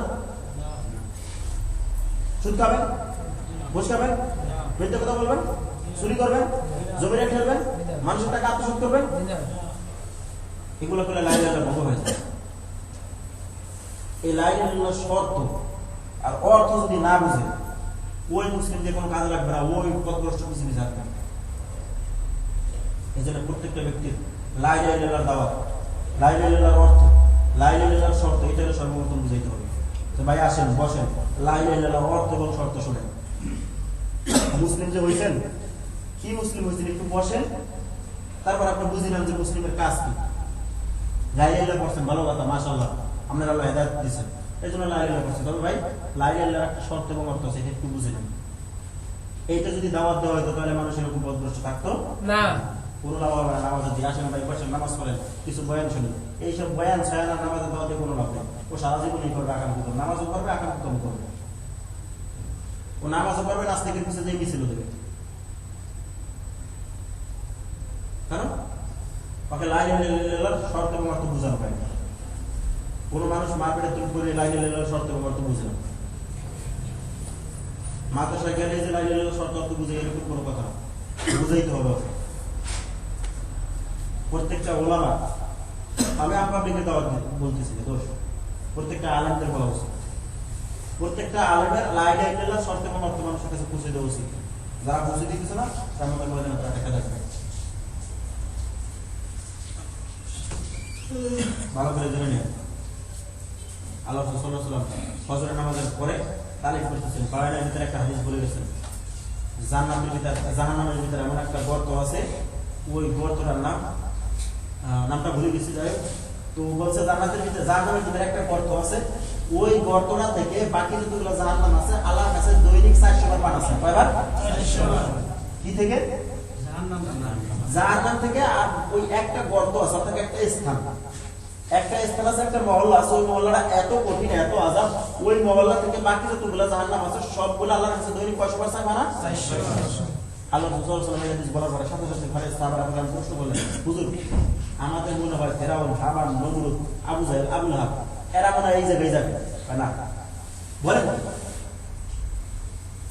ফেরাউনের মতন যে কোথা থেকে দুনিয়ার সবচেয়ে নিকৃষ্ট মানুষ, এই যদি এই স্থানে না যাবে কে? বলে থামো, কারা যাবে এখানে? বলছে আমার উম্মতের মধ্যে একটা পথভ্রষ্ট আলেম থাকে, তারা ওখানে কারা যাবে? কারা যাবে? ভালো করে বুঝাই করো, আসবেন, দেখাই দেবো সুন্দর করে হাদিস। আল্লাহ রাসূল বলছেন পথভ্রষ্ট ওলামারা যাবে না, ওই কঠিন নাই, সবচেয়ে নিকৃষ্ট জাহান্নাম যাবে। কারণ তাদেরকে যখন বলা হয় যে ভাই এটা একটু বোঝার চেষ্টা করেন, ওইটা একটু বোঝার চেষ্টা করেন, আমি তারা তোমার কাছে কি কম বুঝি নাকি? আমি মুক্তি আমি কি কম বুঝি নাকি আপনার সাথে? তুমি মুক্তি হয়েছো, বেটা, তোমার মুক্তির সার্টিফিকেট আমি সম্মান করি। তবে তুমি যদি আল্লাহ রাসূলের বিরুদ্ধে কথা, তোমার সম্মান ওই সেই জায়গা যাচ্ছে। তুমি মুহাদ্দিস হইছো, ভালো কথা, তোমাকে আমি সম্মান করি। তবে তুমি যদি আল্লাহ রাসূলের নামে মিথ্যা হাদিস বলো, তাহলে তোমার থাকার স্থান কোথায়? মুফতির গৌরবী দেখায় কোনো লাভ নাই, সার্টিফিকেট গৌরবী দেখায় কোনো লাভ নেই, আলেম হোসেন আলমের সার্টিফিকেট গৌরবী দেখায় কোনো লাভ নেই। এইসব গৌরবী আল্লাহর কাছে চলবে না। আরব দেশে জিজ্ঞেস যে যত ওলামা আছে তাদেরকে জিজ্ঞেস করছে, ভাই আপনার নাম কি? কাদের রহমান। ভাই আপনার নাম কি? আব্দুল আজিজ। আপনার নাম কি? আব্দুল হালিম। একজনও তো বললো না যে আমার নাম হাফেজ, মাওলানা, মুফতি আব্দুর রহমান। মানে ওরা ঠিক ইসলাম বুঝছে, ওরা ওদের সার্টিফিকেট গৌরবী দেখায় না, ওরা আমলের গৌরবী দেখায়। তুমি আজকে মুফতির নাম বেশি খাইতেছো, মাঠে ময়দানের নামে আমি মুফতি সাহেব, মুহাদ্দিস সাহেব, মুফাসসির কোরআন, আলিম আদালতুল দাখিল বর্ষ থেকে তাফসীরুল মাহবুল কোরআন হোক। আমি মুফাসসির কোরআন সাইজা মানুষদেরকে এই সুন্দর করে জাম হচ্ছে তাই বুঝো, যেরা মনে আছে তাই বুঝো। তো তামাকের মতো গুলি ছাড়তে গেছে হাদিস কোরআনের কোনো খবর নেই, 7 ঘন্টা বয়স করে হাদিস নেই কোরআন নেই, জাম হচ্ছে তাই বলতেছে, বুজুর্গ গেলে 3 বছর 3 সাহেব করছেন, অমুক সাহেব করছেন, তমুক সাহেব করছেন, এগুলো ইসলাম না, এগুলো ইসলামকে আগুন ধরানো। এই জন্য প্রত্যেকটা মানুষের সবাইকে রিকোয়েস্ট করছি, আমি তো অপকল্পন করে বলছি, সবাইকে একটা রিকোয়েস্ট করছি, সেটা হলো লা ইলাহা ইল্লাল্লাহ শব্দ এবং অর্থ বোঝার জন্য। কি বুঝতে হবে? লা ইলাহা ইল্লাল্লাহ শব্দ এবং অর্থ, এই দুইটা জিনিস যদি ভালো করে বুঝতে পারেন তাহলে একেবারে পরিপূর্ণ মুসলমান হওয়া সম্ভব হবে। লা ইলাহা ইল্লাল্লাহ শব্দ এবং অর্থ যদি কেউ বুঝতে পারেন আর এইটাই যদি মানতে পারেন তাহলে লা ইলাহা ইল্লাল্লাহ টিকবে। যখন আপনি লা ইলাহা ইল্লাল্লাহ অর্থ বুঝবেন, অর্থ বোঝার পরে যখন আপনি লা ইলাহা ইল্লাল্লাহ যতগুলো শর্ত আছে এই শর্তগুলো যখন আপনি মানবেন তাহলে আপনি পরিপূর্ণ মুসলিম, তখন আপনি দাবি করবেন যে আমি একজন মুসলিম। আর আল্লাহ কথা বলতে বলা তামকুম বিল্লাহি ওয়া মুসলিমুন, খবরদার তোমরা পরিপূর্ণ মুসলিম নয়, খবরে আসিও না। তাহলে পরিপূর্ণ মুসলমান হতে হলে কি করতে হবে? লা ইলাহা ইল্লাল্লাহ শর্ত মানতে হবে। লা ইলাহা ইল্লাল্লাহ পড়লে যে শর্তগুলো সবগুলো মানলে কি হওয়া যাবে? পরিপূর্ণ মুসলিম হওয়া যাবে। আর লা ইলাহা ইল্লাল্লাহর যে শর্ত আছে এই শর্ত যদি না মানা যায় তাহলে মুসলিম হওয়া যাবে না, অসম্ভব। হতে পারে আপনার বাপ দাদা মা বাপ সব মুসলিম, এটা আপনার নামদারি আপনার সেকুলার লাগাই দিতে পারেন, আপনার ই লাগাই দিতে পারেন, কি কয় সাইনবোর্ড আপনি লাগাই দিতে পারেন লাগাই একজন মুসলিম, তবে এটা সাইনবোর্ড, এটা পুরোপুরি মুসলিম, এটা আপনার সাইনবোর্ডের নাম মুসলিম। এই সাইনবোর্ড নিয়ে চলবে না, আমল দ্বারা দেখিয়ে দিতে হবে জানো মুসলিম। এই জন্য লা ইলাহা ইল্লাল্লাহ শর্ত এবং অর্থ বুঝতে হবে। আর শরীয়তের ভিতরে যেগুলো নতুন রূপে হয় এগুলো কি বলা হয়? বেদাত করতে রাজি আছেন কেন? বেদাত দুই প্রকার, এক প্রকার হলো বেদাত হাসানা, বেদাত সাইয়্যা। বেদাত হাসানা করলে এটা মাফ হয়ে যায়, বেদাত হাসানা করলে কি হয়? হাসানা মানে কি জানেন? সহজ। এটা কি? হাসানা মানে সহজ, বেদাত হাসানা মানে সহজ। যদি সহজ বেদাত অর্থাৎ নরমাল বেদাত করেন তো ওরা বলে বেদাত দুই প্রকার, বেদাত সাইয়্যা, বেদাত হাসানা। যদি কোনো ব্যক্তি বেদাত সাইয়্যা করে তাহলে ও জাহান্নামে যাবে, আর যদি বেদাতে হাসানা করে তাহলে সমস্যা নেই। তার মানে বেদাতে হাসানা দিয়ে ওই সূরাগুলি দিয়ে সব ডুবে পার করে দেয়, সূরা রাস্তা পাই করছে। আর আমার সুবহানাল্লাহ কি বলেন? অকুল্লু বিদআতিন দালালাহ, সকল বেদাতের পথভ্রষ্ট, অকুল্লু দালালাতিন ফিন্নার। আর এই বেদাতগুলো কোথায় যাবে? জাহান্নামে। হাসানা সাইয়্যা এই সব সূরাগুলি বন্ধ করতে হবে।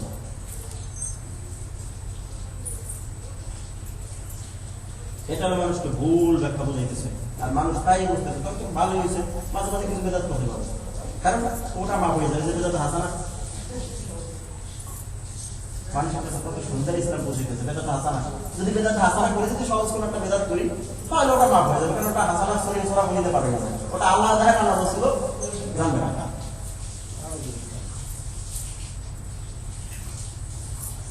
আল্লাহ ফিহা আইনুন জারিয়া।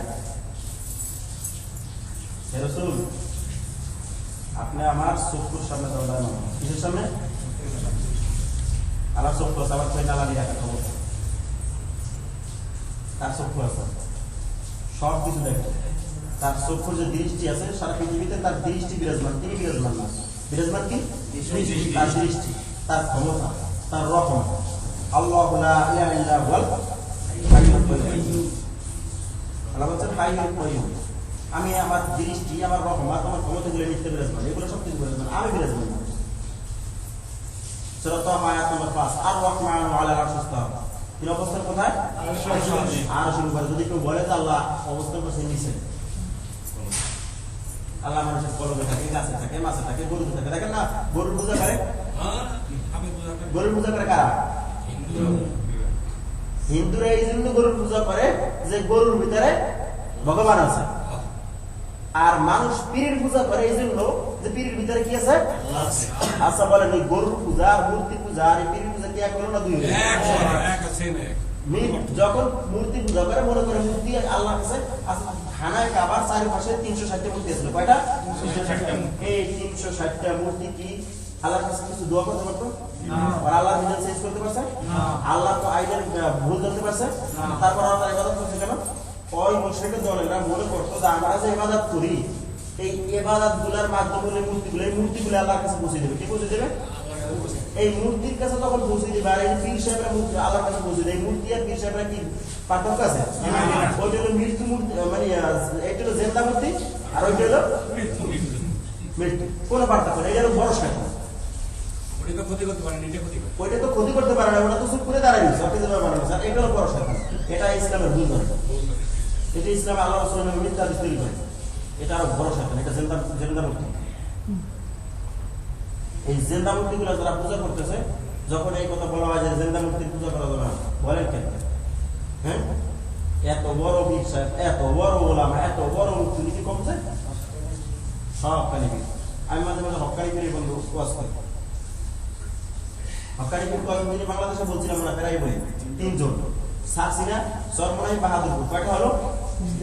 এই 3 হলো হক্কানি পীর। বাকি যা আছে সবাই যারা নতুন বন্ধ, 8 রশি, 9 রশি, 10 রশি, 12 রশি, 16 রশি, যত রশি আছে সব, কুতুব বাকি, দেওয়ান বাকি।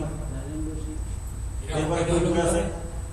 জি, এরা হক্কানি হয়েছে এই জন্য ওরা বলে, ওই ফুরফুরা পীর সাহেবের বই ভিতরে লেখা আছে যে উনি বলেছেন যে কোন মানুষের লা ইলাহা ইল্লাল্লাহ বলে মুসলিম হয়ে জান্নাতে যাওয়ার কোনো শর্ত লাগে না। যতগুলা মানুষ আছে, যে যে ধর্মে আছে, ওই ধর্মের কি কম মোরাকাবা করে এসে জান্নাতে যেতে পারবে। এটা ফুরফুরা পীর সাহেবের কথা, আমার কথা না। পরে দেখবেন তার মুসলিম হওয়ার কোনো প্রয়োজন নেই। তারা যে যে ধর্মে আছে ওই ধর্মের ইবাদত করে তারা জান্নাতে যেতে পারবে, যদি ভালোভাবে ইবাদত করে। এই জন্য ওরা হক্কানি না, কারণ ওরা মুসলিম। আর যারা হক্কানি তারা হইলে বলে যে না, জান্নাতে যাওয়ার জন্য তরিকা আছে। ওইসব কথা বলে চলবে না। জান্নাতে যাওয়ার জন্য তরিকা আছে, তরিকা যদি মানি তাহলে জান্নাতে যাওয়া যাবে। সে তরিকা কতটা? তরিকা কটা? 126টা। তরিকা কটা? এই 126 তরিকার ভিতরে 4টা হলো শর্টকাট। সিস্তিয়া, সাবেরিয়া, কাদেরিয়া, মুজাদ্দিদিয়া। এই যে শর্টকাট তরিকা, এই 4টা তরিকা যদি অবলম্বন করে তাহলে সব তাড়াতাড়ি জান্নাতে যাবে। একেবারে তাড়াতাড়ি যাবে না, করতে জাহাজে বের হবে। এগুলো কি শরীয়ত না বেদাত? শুধু বেদাত না, এগুলো শিরক। মারিফাত মানে বাইরের পথ। মারিফাত মানে মারিফাত, যে মারিফাত করবে ও মায়ের পথ খুঁজছে। ওর কবরে যাওয়া মাত্রই ওর মায়ের, কবরে যাওয়া মাত্রই ওর মায়ের শুরু হয়ে যাবে যে মারিফাত খুঁজছে। মারিফাত মানে মায়ের পথ। যে মারিফাত খুঁজছে, মারিফাত খুঁজতেছে, বুঝতে হবে যে মায়ের পথ খুঁজতে আছে। তার মানে কবরে যাওয়ার মাত্রই ওর মায়ের শুরু হয়ে যাবে। একটু মিস নেই। মারিফ মানে জানা, মারিফ মানে জানা। এক ব্যক্তিকে মানে আরবিতে জিজ্ঞাসা করবে না, আনতা মারিফ, তুমি জানো? তার মানে কি মারিফ মানে কি? মারিফের কোনো ধর্ম আছে নাকি? এসব ভুল কথা। হাকিকত মানে বাস্তব, হাকিকত মানে বাস্তব, তরিকত মানে রাস্তা। আর কি শরীয়ত যেটা আছে সেটা আমরা দেখতেছি। এই শরীয়ত যে জিনিসটা, একটা হলো সর্বপ্রথম হলো শরীয়ত। শরীয়ত, এরপরে বলা হচ্ছে হাকিকত। হাকিকত মানে শরীয়তের বাস্তবতা দেখাইতে হবে। তরিকত মানে শরীয়তের তরিকা, এটা আলাদা কোনো তরিকা নেই। তরিকা মানে কি? রাস্তা, চলা রাস্তা। কিসের রাস্তা? এটা কি এই যে তরিকাটা, এটা কোথায় আছে? শরীয়তের ভিতরে আছে। কোথায়? শরীয়তের ভিতরেই আছে তরিকা, শরীয়তের ভিতরেই আছে হাকিকত মানে শরীয়তের বাস্তবতা। আর শরীয়তের ভিতরেই আছে মারিফাত মানে শরীয়ত সম্পর্কে জানতে হবে। মারিফাত মানে জানা। শরীয়ত সম্পর্কে জানার নাম হলো মারিফাত। শরীয়ত সম্পর্কে জানার নাম কি? মারিফাত মানে জানা। কি করতে হবে শরীয়ত সম্পর্কে? মানে বুঝাই দিবেন ক্লিয়ার হবে। শরীয়ত সম্পর্কে জানার নাম হলো মারিফাত। শরীয়তের ভিতরে আছে তরিকত মানে রাস্তা, সঠিক চলার রাস্তা। শরীয়তের ভিতরে আছে হাকিকত মানে বাস্তবতা। নাই মনে হয়? আছে। এটার বিভিন্ন আলাদা কথা মনে হয়, বিভিন্ন কোনো শাখা নাই। যে 4টা কথা বলা হয়েছে 4টা কথা সঠিক। শরীয়ত হলো গাছ, ভিতরে যা কিছু আছে ওইটা চলার রাস্তা কি? তরিকত। শরীয়তের ভিতরে এই রাস্তাটা, শরীয়তের বাইরে নয়। এটা এই শরীয়ত থেকে যে রাস্তাটা গেছে ওইটার নাম হলো তরিকত। এই শরীয়তকে যে বাস্তবায়ন করা হয়, বাস্তবায়নের নাম হলো হাকিকত। এই শরীয়ত সম্পর্কে যে জানছে ওই জানার নাম হলো মারিফাত। মারিফাত মানে জানতে হবে। মারিফাত মানে কি? জানা। মানে ক্লিয়ার বুঝতে পারিনি। এই জন্য শরীয়ত, তরিকত, হাকিকত, মারিফাত এই তিনটা একটাই। আর যদি কেউ মারিফাতের দল বুঝতেছে ওরা মানে বুঝতে হবে। এই জন্য মারিফাত খোঁজা যাবে না। মারিফাত বুঝতে হবে মানে শরীয়ত জানতে হবে, এটাই হলো মারিফাত। শরীয়ত জানার জন্য বুঝতে হবে, সেটা হলো মারিফাত। যে শরীয়তে কি আছে জানাটাই মারিফাত। জি, ইলমে গায়ব। কি ইলমে গায়ব? আলিমুল গায়ব কে? আল্লাহ। প্রত্যেকটা পীরের বইয়ের একটা চ্যাপ্টার আছে ইলমে গায়ব। তারা ইলমে গায়ব জানে। তারা কি জানে? তারা কাশফের মাধ্যমে সবকিছু বলে দেয়। কিসের মাধ্যমে? বা পীর সাহেবদের কাশফ খোলা। কত বড় বোকার বোকা! কাশফ শব্দের অর্থ তো খোলা। কাশফ মানে খোলা। এখন কাশফ খোলা এটার মানে কি? মানে খোলা খোলা খোলা খোলা মানে কি? অরন্তটা একেবারে এমনি খোলা, যত বেদাত আর শিরক কাছে এর ভিতরে একেবারে দুইটা পরিপূর্ণ হয়ে গেছে। না বুঝার কারণে বলতেছে কাশফ খোলা আছে, মানে মানুষ যদি বুঝে যে কাশফ কি জানি একটা, মনে হয় মদিনার দরজা। এটা আরবি শব্দ, এটা মনে হয় কোনো ওইটাই হবে কিছু। কাশফ খোলা সারা সব মনে হয় আল্লাহর কাছে বসে গেছে কাশফের মাধ্যমে। কাশফ মানেই তো খোলা। একটা দরজা খোলা রয়েছে, আপনি বলতে পারেন এটা খোলা মানে কাশফ। এই ধোকাগুলো আজকে আমাদের কাছে মাথার কারণে দিয়ে দিয়ে টাকা পয়সা গরু ছাগল জাল চাউল ডাল যা আছে সব পকেট খালি করে লইতেছে। এই জন্য শরীয়তের ভিতরে নতুন আবিষ্কারের নাম কি? বেদাত। বেদাতকে বর্জন করতে হবে, শিরককে বর্জন করতে হবে। শিরক করলে আল্লাহকে অপমান করা হয়, বেদাত করলে রাসূলকে অপমান করা হয়। শিরক করা যাবে না, বেদাত করা যাবে না, কোনটা করা যাবে না। কি করতে হবে তাহলে? লা ইলাহা ইল্লাল্লাহ শর্ত এবং অর্থ মানতে হবে। কি করতে হবে? লা ইলাহা ইল্লাল্লাহ শর্ত বুঝতে হবে এবং অর্থ বুঝতে হবে। দুইটা জিনিস যদি বুঝতে পারেন তাহলে আপনি বুঝতে পারবেন শরীয়ত কাকে বলে, হাকিকত কাকে বলে, তরিকত কাকে বলে, মারিফত কাকে বলে। আর যতক্ষণ পর্যন্ত আপনি লা ইলাহা ইল্লাল্লাহর অর্থ এবং শর্ত না বুঝবেন ততক্ষণ পর্যন্ত আপনি মারিফত খুঁজবেন, হাকিকতের তরিকতের কত রাস্তা। জানামে যাবেন না কোথাও, জানামে যাইতো আপনাকে না নিয়ে যাবে না। এই জন্য প্রত্যেকটা মানুষের বেলায়, প্রত্যেকটা মানুষের, সবাইকে রিকোয়েস্ট করি, প্রত্যেকটা ইমানদারের কাজ হলো লা ইলাহা ইল্লাল্লাহ অর্থ এবং শর্ত জানা। আপনি যদি শর্ত না জানেন আপনি কিছু করতে পারবেন না, আপনার দ্বারা সম্ভব না। ওযুবন্নার কারণ লাগালে না জানলে ওযুতে ভেঙে দেবেন, আপনি নিজে বুঝতে পারবেন না। ওযুবন্নার কারণের ভিতরে একটা কারণ আছে, উচ্চস্বরে নামাজ, উচ্চস্বরে হাসা, এরকম একটা কারণ আছে না? এই কারণটা ভুল, মিথ্যা কথা। এটাও শরীয়তের ভিতরে নতুন ঢুকে হয়েছে। নামাজ উচ্চস্বরে হাসলে নামাজ ভঙ্গ হয়, ওযু ভঙ্গ হয় না। এই কথাটা ভুল। এই জন্য ওযু ভঙ্গের কারণ যদি আপনি সঠিক না জানেন তাহলে আপনি কি করে বুঝবেন যে আমার ওযু ভঙ্গে গেছে? ওযু ভঙ্গের কারণ যদি আপনি না জানেন, আপনার ওযু যদি শেষ হয়েই যায় তাহলে তো আপনি বুঝতে পারবেন না, নাকি বুঝতে পারবেন? নামাজ ভঙ্গের কারণ যদি আপনি না জানেন তাহলে নামাজ পড়ছেন, নামাজ হয়েছে না ভঙ্গ হয়েছে নাকি আপনি বুঝতে পারবেন নাকি? কলেমা যখন করবেন, কলেমা পড়ছেন, যদি অর্থ আর শর্ত না বুঝেন তাহলে এটা কি ভঙ্গ হয়েছে না বুঝতে পারবেন? তাহলে বোঝা গেল যে পরিপূর্ণ মুসলমান হওয়া সম্ভব না যতক্ষণ পর্যন্ত কলেমা অর্থ আর শর্ত না বুঝেন। এই জন্য সর্বপ্রথম আল্লাহ রাসূল দাওয়াত দিয়েছেন কি? ইয়া আইয়ুহাল্লাযীনা ইয়া আইয়ুহান নাসু কুলু লা ইলাহা ইল্লাল্লাহু তুফলিহুন। আল্লাহ বলেন হে মানব সকল কি করো? লা ইলাহা ইল্লাল্লাহ, সবাই কি করো? ইয়া আইয়ুহান নাস, প্রত্যেকটা মানুষের জন্য করতে হবে লা ইলাহা ইল্লাল্লাহ। একমাত্র লা ইলাহা ইল্লাল্লাহ, শুধু লা ইলাহা ইল্লাল্লাহ, এটার নাম লা ইলাহা ইল্লাল্লাহ মানে তাওহীদ। এটাই কলেমা তাওহীদ। লা ইলাহা মানে কোন আল্লাহ নাই, কি নেই? কোন আল্লাহ নাই, একেবারে কোন ভগবান নাই, কোন হরে কৃষ্ণ হরে রাম নাই, কোন খোদা নাই, কোন পীর নাই, কোন বুজুর্গ নাই, প্রধানমন্ত্রী নেই, রাষ্ট্রমন্ত্রী নেই, কেউ নেই। কে ব্যতীত? আল্লাহ ব্যতীত। ইল্লাল্লাহ, কে ব্যতীত? আল্লাহ ব্যতীত। ইল্লা মানে ব্যতীত, ল মানে আল্লাহ, আল্লাহ ব্যতীত। লা ইলাহা মানে কোন খোদা নাই, কি নাই? সর্বপ্রথম সমস্ত তাগুতকে বর্জন করতে হবে। কি বর্জন করতে হবে? যতগুলো তাগুত আছে, যারা প্রধানমন্ত্রী, স্বরাষ্ট্রমন্ত্রী, পররাষ্ট্রমন্ত্রী, পীর সাহেব, বুজুর্গ সাহেব, সুফি সাহেব, যতগুলো আছে যারা বলতেছে আমরা ভগবানের কাছে যাইতে পারি, আল্লাহর কাছে যাইতে পারি, পৌঁছে দিতে পারি, এই সমস্ত যত তাগুত আছে সব তাগুতকে বর্জন করতে হবে। কি বলে? লা ইলাহা ইল্লাল্লাহ বলে। লা ইলাহা মানে সব কিছু বর্জন করতে হবে। দ্বিতীয় শব্দ বলতে হবে যে ইল্লাল্লাহ, তিনি ব্যতীত। কে ব্যতীত? আল্লাহ ব্যতীত। এই লা ইলাহা ইল্লাল্লাহর অর্থ যতক্ষণ পর্যন্ত না বুঝবেন, শর্ত যতক্ষণ পর্যন্ত না বুঝবেন ততক্ষণ পর্যন্ত মুসলমান হওয়া সম্ভব নয়। এক ব্যক্তি, উদাহরণস্বরূপ, একজন লোকে জাগাইতে পারে মনে করেন 20 কেজি। কয় কেজি? 20 কেজি। ওয়ারে যদি 40 কেজি দেওয়া হয় তাহলে জাগাইতে পারবে একা? তাহলে অবশ্যই একজন দরকার হবে না। না, এক ব্যক্তি কত মানে বুঝতে পারি না, 20 কেজি জাগাইতে পারে, এখন ওকে সামান দেওয়া হয়েছে 40 কেজি, এখন ওকে একা জাগাই নিতে পারবে? তাহলে আরেকজন লোক অবশ্যই। যারা বলে যে আমরা আল্লাহর কাছে দোয়া পৌঁছে দিই, তার মানে আল্লাহ 20 কেজি জাগাইতে পারে না, এটা পৌঁছে দেওয়ার জন্য আরেকজন দরকার। যে হিসেবরা বলে যে যাদের বই ভিতরে লেখা আছে যে বান্দা গুনাহ করতে করতে এত গুনাহ করে ফেলায় আল্লাহ তাকে মাফ করে না। যখন পীরের দরগায় যায়, পীর সাহেব অনুনয় বিনয় করে তাকে মাফ করাইয়া দেয়।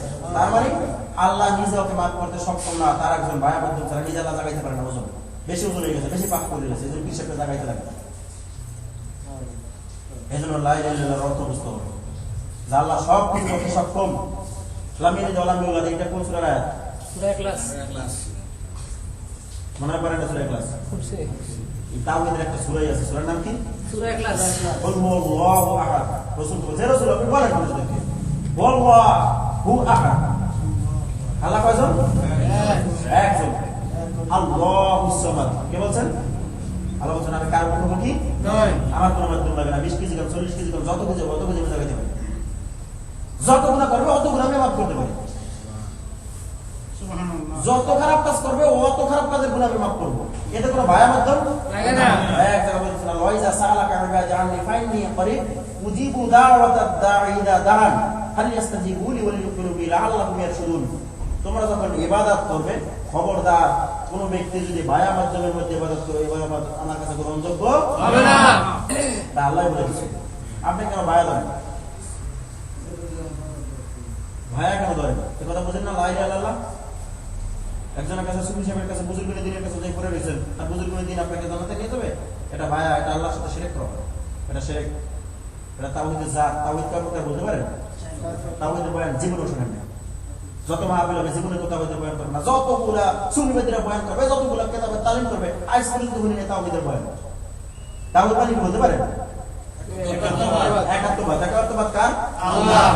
তাওহীদের জাত। জাত মানে জাত কিছু করতে পারে না, জাত কিছু করতে পারে। এই জন্য মনে করবেন যে আমরা যা কাজ করতেছি এই কথাটা দিয়ে ওরা বোঝায় যে কোনো কিছু দিতে কোনো কিছু হয় না, যা কিছু হয় এটা বল কথা। এখানে তাওহীদের জাতের কথা ওইটা বলা হয় না। তাওহীদের জাত এটা বোঝানো হয়েছে যারা বলে যে তাবিজ কিছু করতে পারে, এই জন্য তাবিজ নেই। যারা বলে যে পীর সাহেব আল্লাহর কাছে বুদ্ধি দেবে, এই জন্য পীর সাহেবের কাছে যায়। যারা বলে যে দিন কিছু করতে পারে, এই জন্য রাইতের বেলা দেখেন মহিলাদেরকে নিষেধ করে যে খবরদার তোমরা রাইতের বেলা বাইরে কিছু ফেলাবো না, কারণ এটা সমস্যা। এটা শিরক। রাইতের বেলা ঘর ঝাড়ু দেবে না, শিরক। রাইতের বেলা হাড়ি বাতিল এগুলো সবাই করবে না, এটা বলা শিরক। রাত কিছু করতে পারে না। রবিবার দিন গাছ কাটবে না, খবরদার রবিবার কিছু করতে পারে না। শনিবারও যেমন দিন, রবিবার তেমন দিন। এটা বলা তাওহীদের জাত। জাত কিছু করতে পারে না। যদি জাত কিছু করতে পারে তাহলে শিরক হয়ে যাবে। তাওহীদ সম্পর্কে জানা না, কি করে মুসলিম হবে? লা ইলাহা ইল্লাল্লাহ মানে তাওহীদ।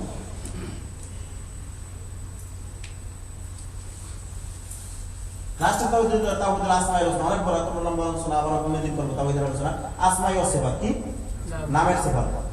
নাম আব্দুল, নাম হলো আজিজ। ওনার বলতে হবে কি? আব্দুল আজিজ। কত সুন্দর করে বলে আজিজ। খবরদার শিরক, মারাত্মক শিরক। যখন আল্লাহর নাম মানুষের নাম আছে, নামের আগে আব্দুল বলতেই হবে। আব্দুর রহমান, আব্দুল আজিজ, আব্দুল আলিম, আব্দুল মতিন, আব্দুল কাদের, আব্দুল, যতগুলো নাম আছে আল্লাহর নাম, এইগুলোর আগে আব্দুল বলতেই হবে। এটা আসমায়ে ওয়া সিফাত। তাওহীদ জানে না, কি করে মুসলিম হবে? কতদিন তাওহীদের বয়ান শুনছেন? একজন মুসলিমকে জিজ্ঞাসা করলে শতকরা 99% তাওহীদ সম্পর্কে বলতে পারে না। আমার মনে হয় 100 বলতে পারে। আমি শুনিনি লোকের কথা বলতে।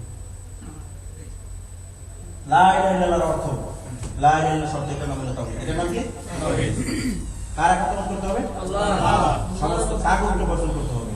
এটা হলো লা ইলাহা ইল্লাল্লাহ। কোন আল্লাহ নাই, একমাত্র কে ব্যতীত? আল্লাহ ব্যতীত। কোন ইলাহ নাই, কোন প্রভু নাই, একমাত্র আল্লাহ ব্যতীত। এটা হলো তাওহীদ। আল্লাহ ব্যতীত কোনো মাবুদ নাই। আবার আপনি পীরের কাছে গিয়ে বলবেন যে পীর সাহেব সবকিছু বুঝে দিতে পারে, তার মানে আপনার আকল ভঙ্গ হয়ে গেছে।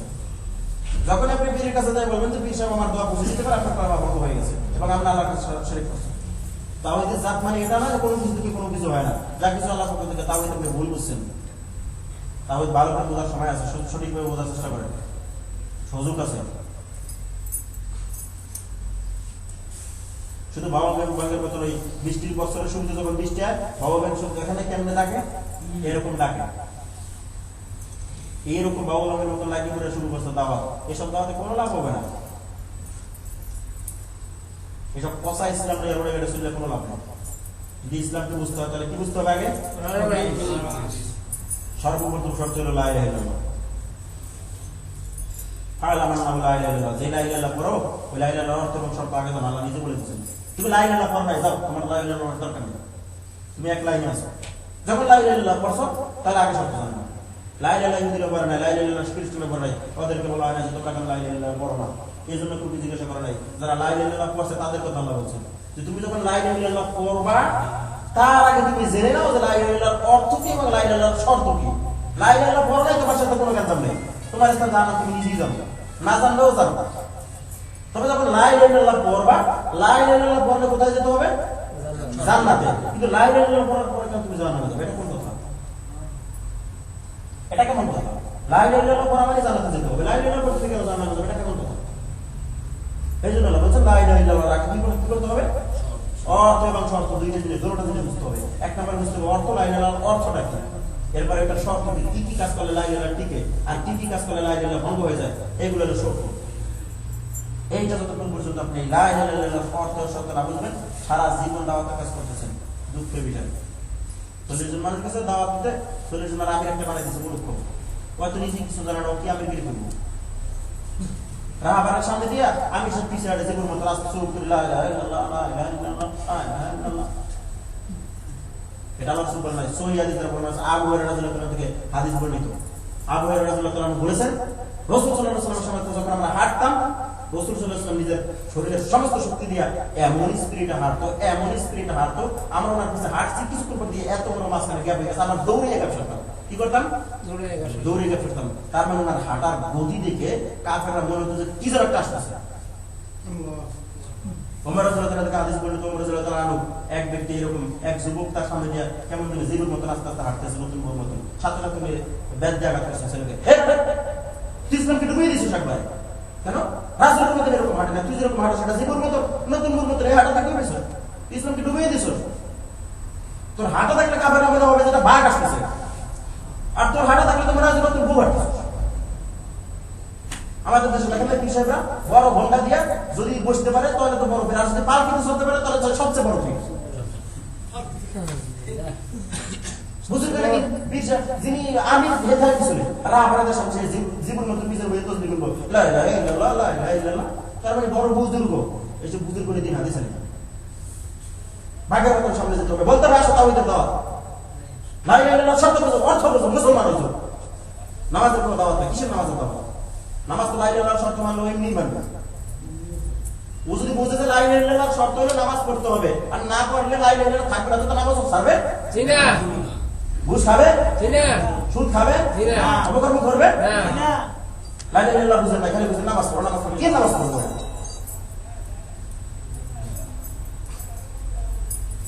এরকম ঘুমটা দিয়ে আসবে আর বসে বসে এরকম তসবিহ দিলে কোনো লাভ হবে না, এইসব তসবিহ ভুল।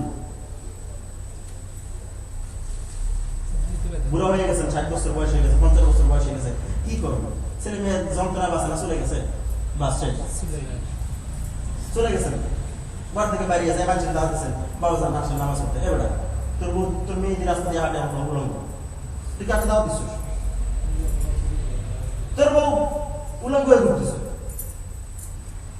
তোমার ছেলে আগাম কর্ম লিপ্ত আছে, তোমার ঘরের কোনো খবর নেই, তোমার ঘরের কোনো খবর নেই, তুমি কিসের তাওহীদের দাওয়াত দাও, কিসের কালেমা নামাজের দাওয়াত দাও?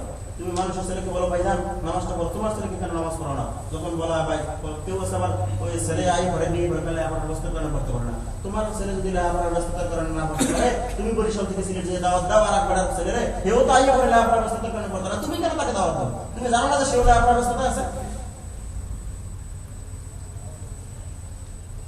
তুমি আর একজনের মেয়েকে যে দাওয়াত দাও, তোমার মেয়ে বিপর্দা করে, তখন তোমাকে বলা হয় ওটা সমস্যার কারণে পড়ে গেছি, মেয়েকে কথা বলে বুঝাইতে পারি না, মেয়ে যে কথা শুনে না, তুমি আর মায়ের যদি কথা না শুনে তুমি কেন আর একজনের মেয়েকে দাওয়াত দাও? তোমার ভাই শক্তি দিচ্ছে, তুমি আর একজনের বৈষম্য ছেলে যে কেন সুদের দাওয়াত দাও? তোমার ভাই ঘুষ দিচ্ছে, তোমার ভাই রাজনীতি পিছনে যে মিছিল দিতেছে, তুমি কারে দাওয়াত দাও? এটা কোন তাবলীগ? পাইছেন কোথায় সব তাবলীগ? তাবলীগ আল্লাহ রাসূলকে দেখিয়ে দিয়েছেন তাবলীগ কিভাবে করতে হয়। তাবলীগ কাকে বলে আল্লাহ বুঝিয়ে দিয়েছেন। তাবলীগ কি জিনিস? তাবলীগ মানে প্রচার করা। তাবলীগ মানে কি? প্রচার করা। প্রচার করতে হবে কি? লা ইলাহা ইল্লাল্লাহ। কি প্রচার করতে হবে? লা ইলাহা ইল্লাল্লাহ শর্ত এবং অর্থ দুইটা জিনিসকে প্রচার করতে হবে। যদি এই দুইটা জিনিসকে মানুষকে বোঝানো যায় তাহলে সে পরিপূর্ণ মুসলমান হতে পারবে। এটা হলো তাবলীগ। এসব শব্দের বুঝে কি চলবে না?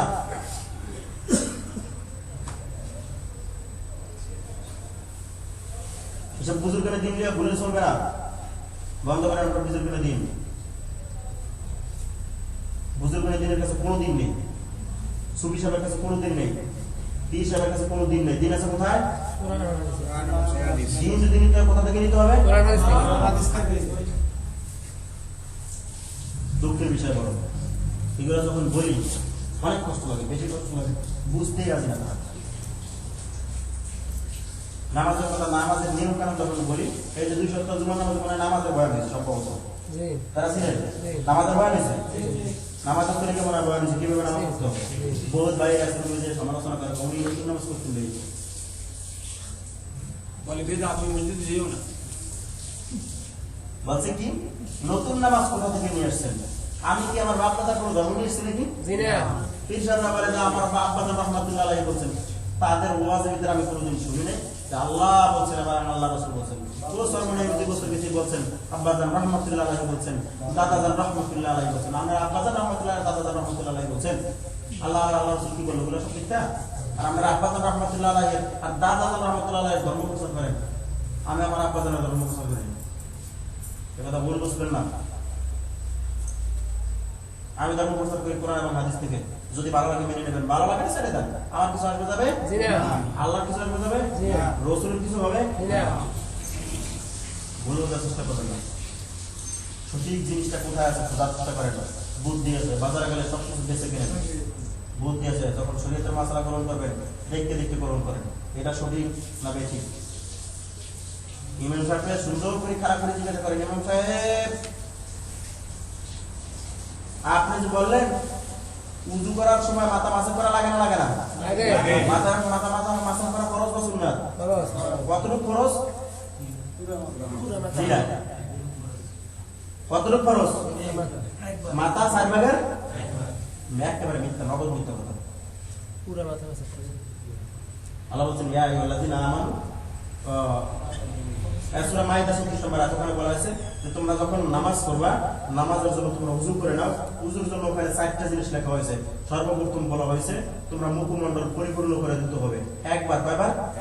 একবার। দোমাতের কোন সব একবার দিতে হবে। পুরা মাথা মাসাজ করতে হবে। কতটুকু? পুরা মাথা। পুরা মাথা মাসাজ করা ফরজ। তুমি যে বললা যে মাথা 4 ভাগের একবার মাসাজ করা ফরজ, তোমার কি কে অনুমতি দিল? তার মানে কোরআনের আয়াত মিথ্যা। আলহামদুলিল্লাহ। তার মানে কোরআনের আয়াত মিথ্যা। তোমার বুজুর্গ বলছে তাই তুমি বলছো মাথা 4 ভাগের একবার মাসাজ করা, আর আল্লাহ যে বলছে পুরো মাথা মাসাজ করতে হবে, তুমি সেটা কি করলা? বলছো বুজুর্গের দিন, বলছো তোমার বুজুর্গের দিন কি আল্লাহর সাথে বড়? তোমার বুজুর্গের দিনের কিতাব কি আল্লাহর কিতাবের সাথে বড়? না। বুজুর্গ পাইলে কোথায়? তোমার বুজুর্গের দিনের যদি ধর্ম চলে, আল্লাহর কোরআন কেউ চলবে না।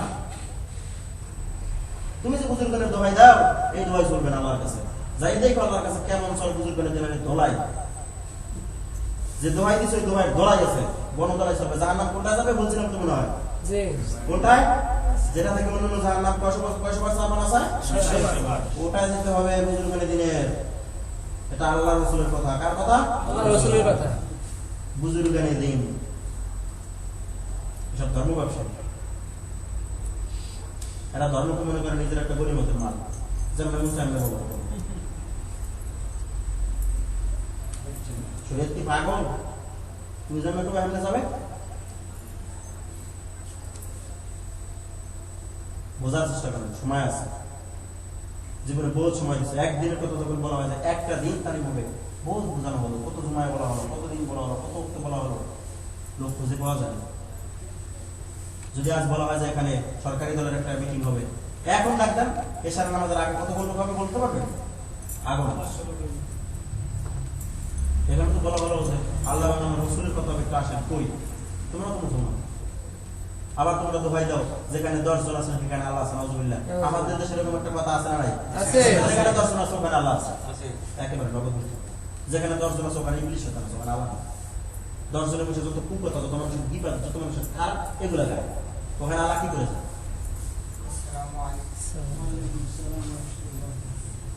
আল্লাহ ওই জায়গা আছে যেই জায়গা আল্লাহ এবং আল্লাহ রসুলের কি হয়? আলোচনা হয়। যেই ব্যক্তি যদি একজন হয়, ওই একজন যদি আল্লাহ এবং আল্লাহ রসুলের আনুগত্য করে, তাহলে ওখানে আল্লাহ আছে। যেখানে শয়তানের আলোচনা হয় ওখানে কি করে আল্লাহ থাকলো? বলে মৃত্যু ব্যক্তি মারা গেছে, ওনাকে যদি 40 জনের সাক্ষী দিয়ে তাহলে তো জান্নাতে চলে যাবে। এই 40 জনের সাক্ষী দিলে এর ভিতরে তো সুদ আছে 30 জন। এটা সম্পূর্ণ বেদাত। জানাজার সামনে লাশ নিয়ে সাক্ষী নেওয়া, ভাই লোকটা কেমন ছিল আমাদের দেশে বলে নাই, কেমন ছিল, বহুত ভালো ছিল, 500 মানুষ সাক্ষী দিয়েছে।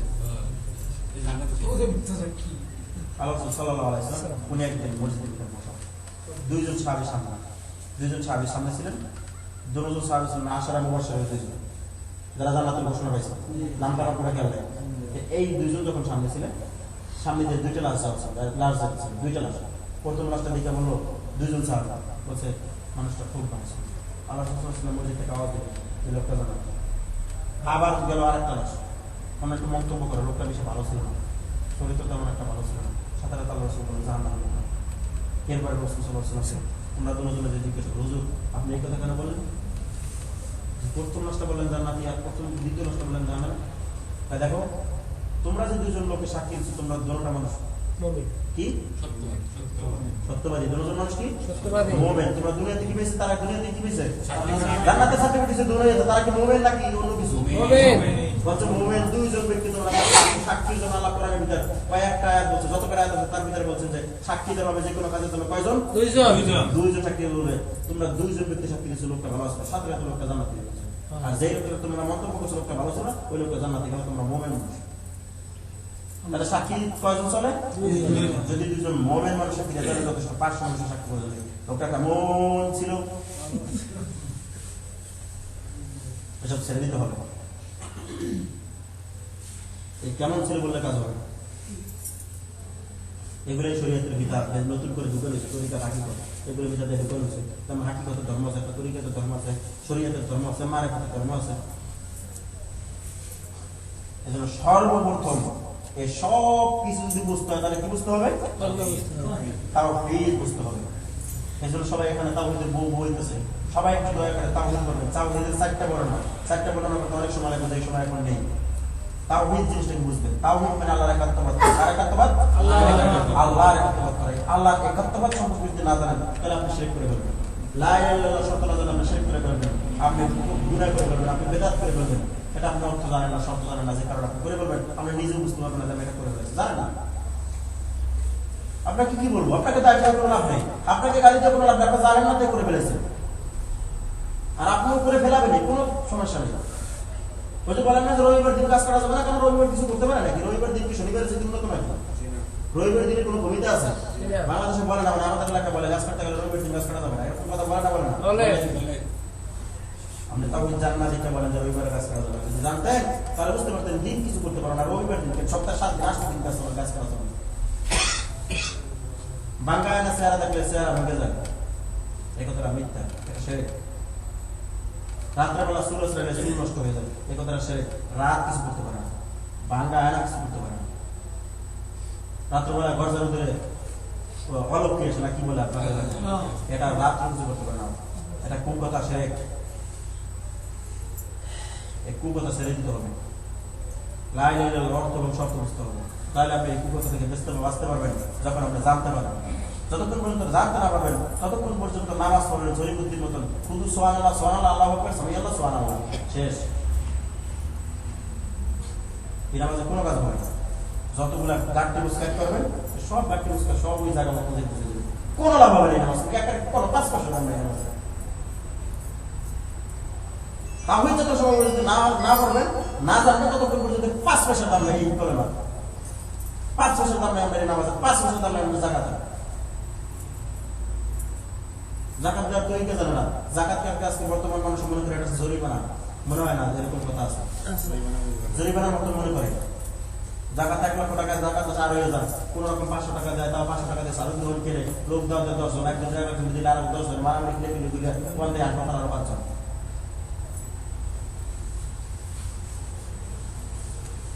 আল্লাহ কি বলছেন? আল্লাযীনা ইউকিমুনা সালাতা ওয়া ইউতুনা যাকাতা, আল্লাযীনা ইউকিমুনা সালাতা ওয়া ইউতুনা যাকাতা।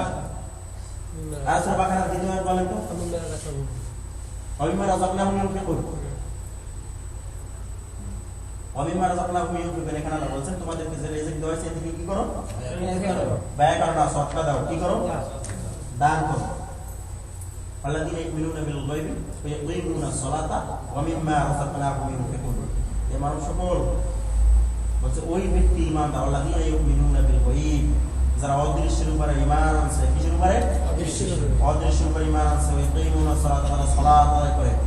ওয়া মিম্মা রাযাকনাহুম ইউনফিকুন, তাদেরকে যে রিজিক দেওয়া হয়েছে সেটা থেকে তারা সদকা করে, তারাই ঈমানদার।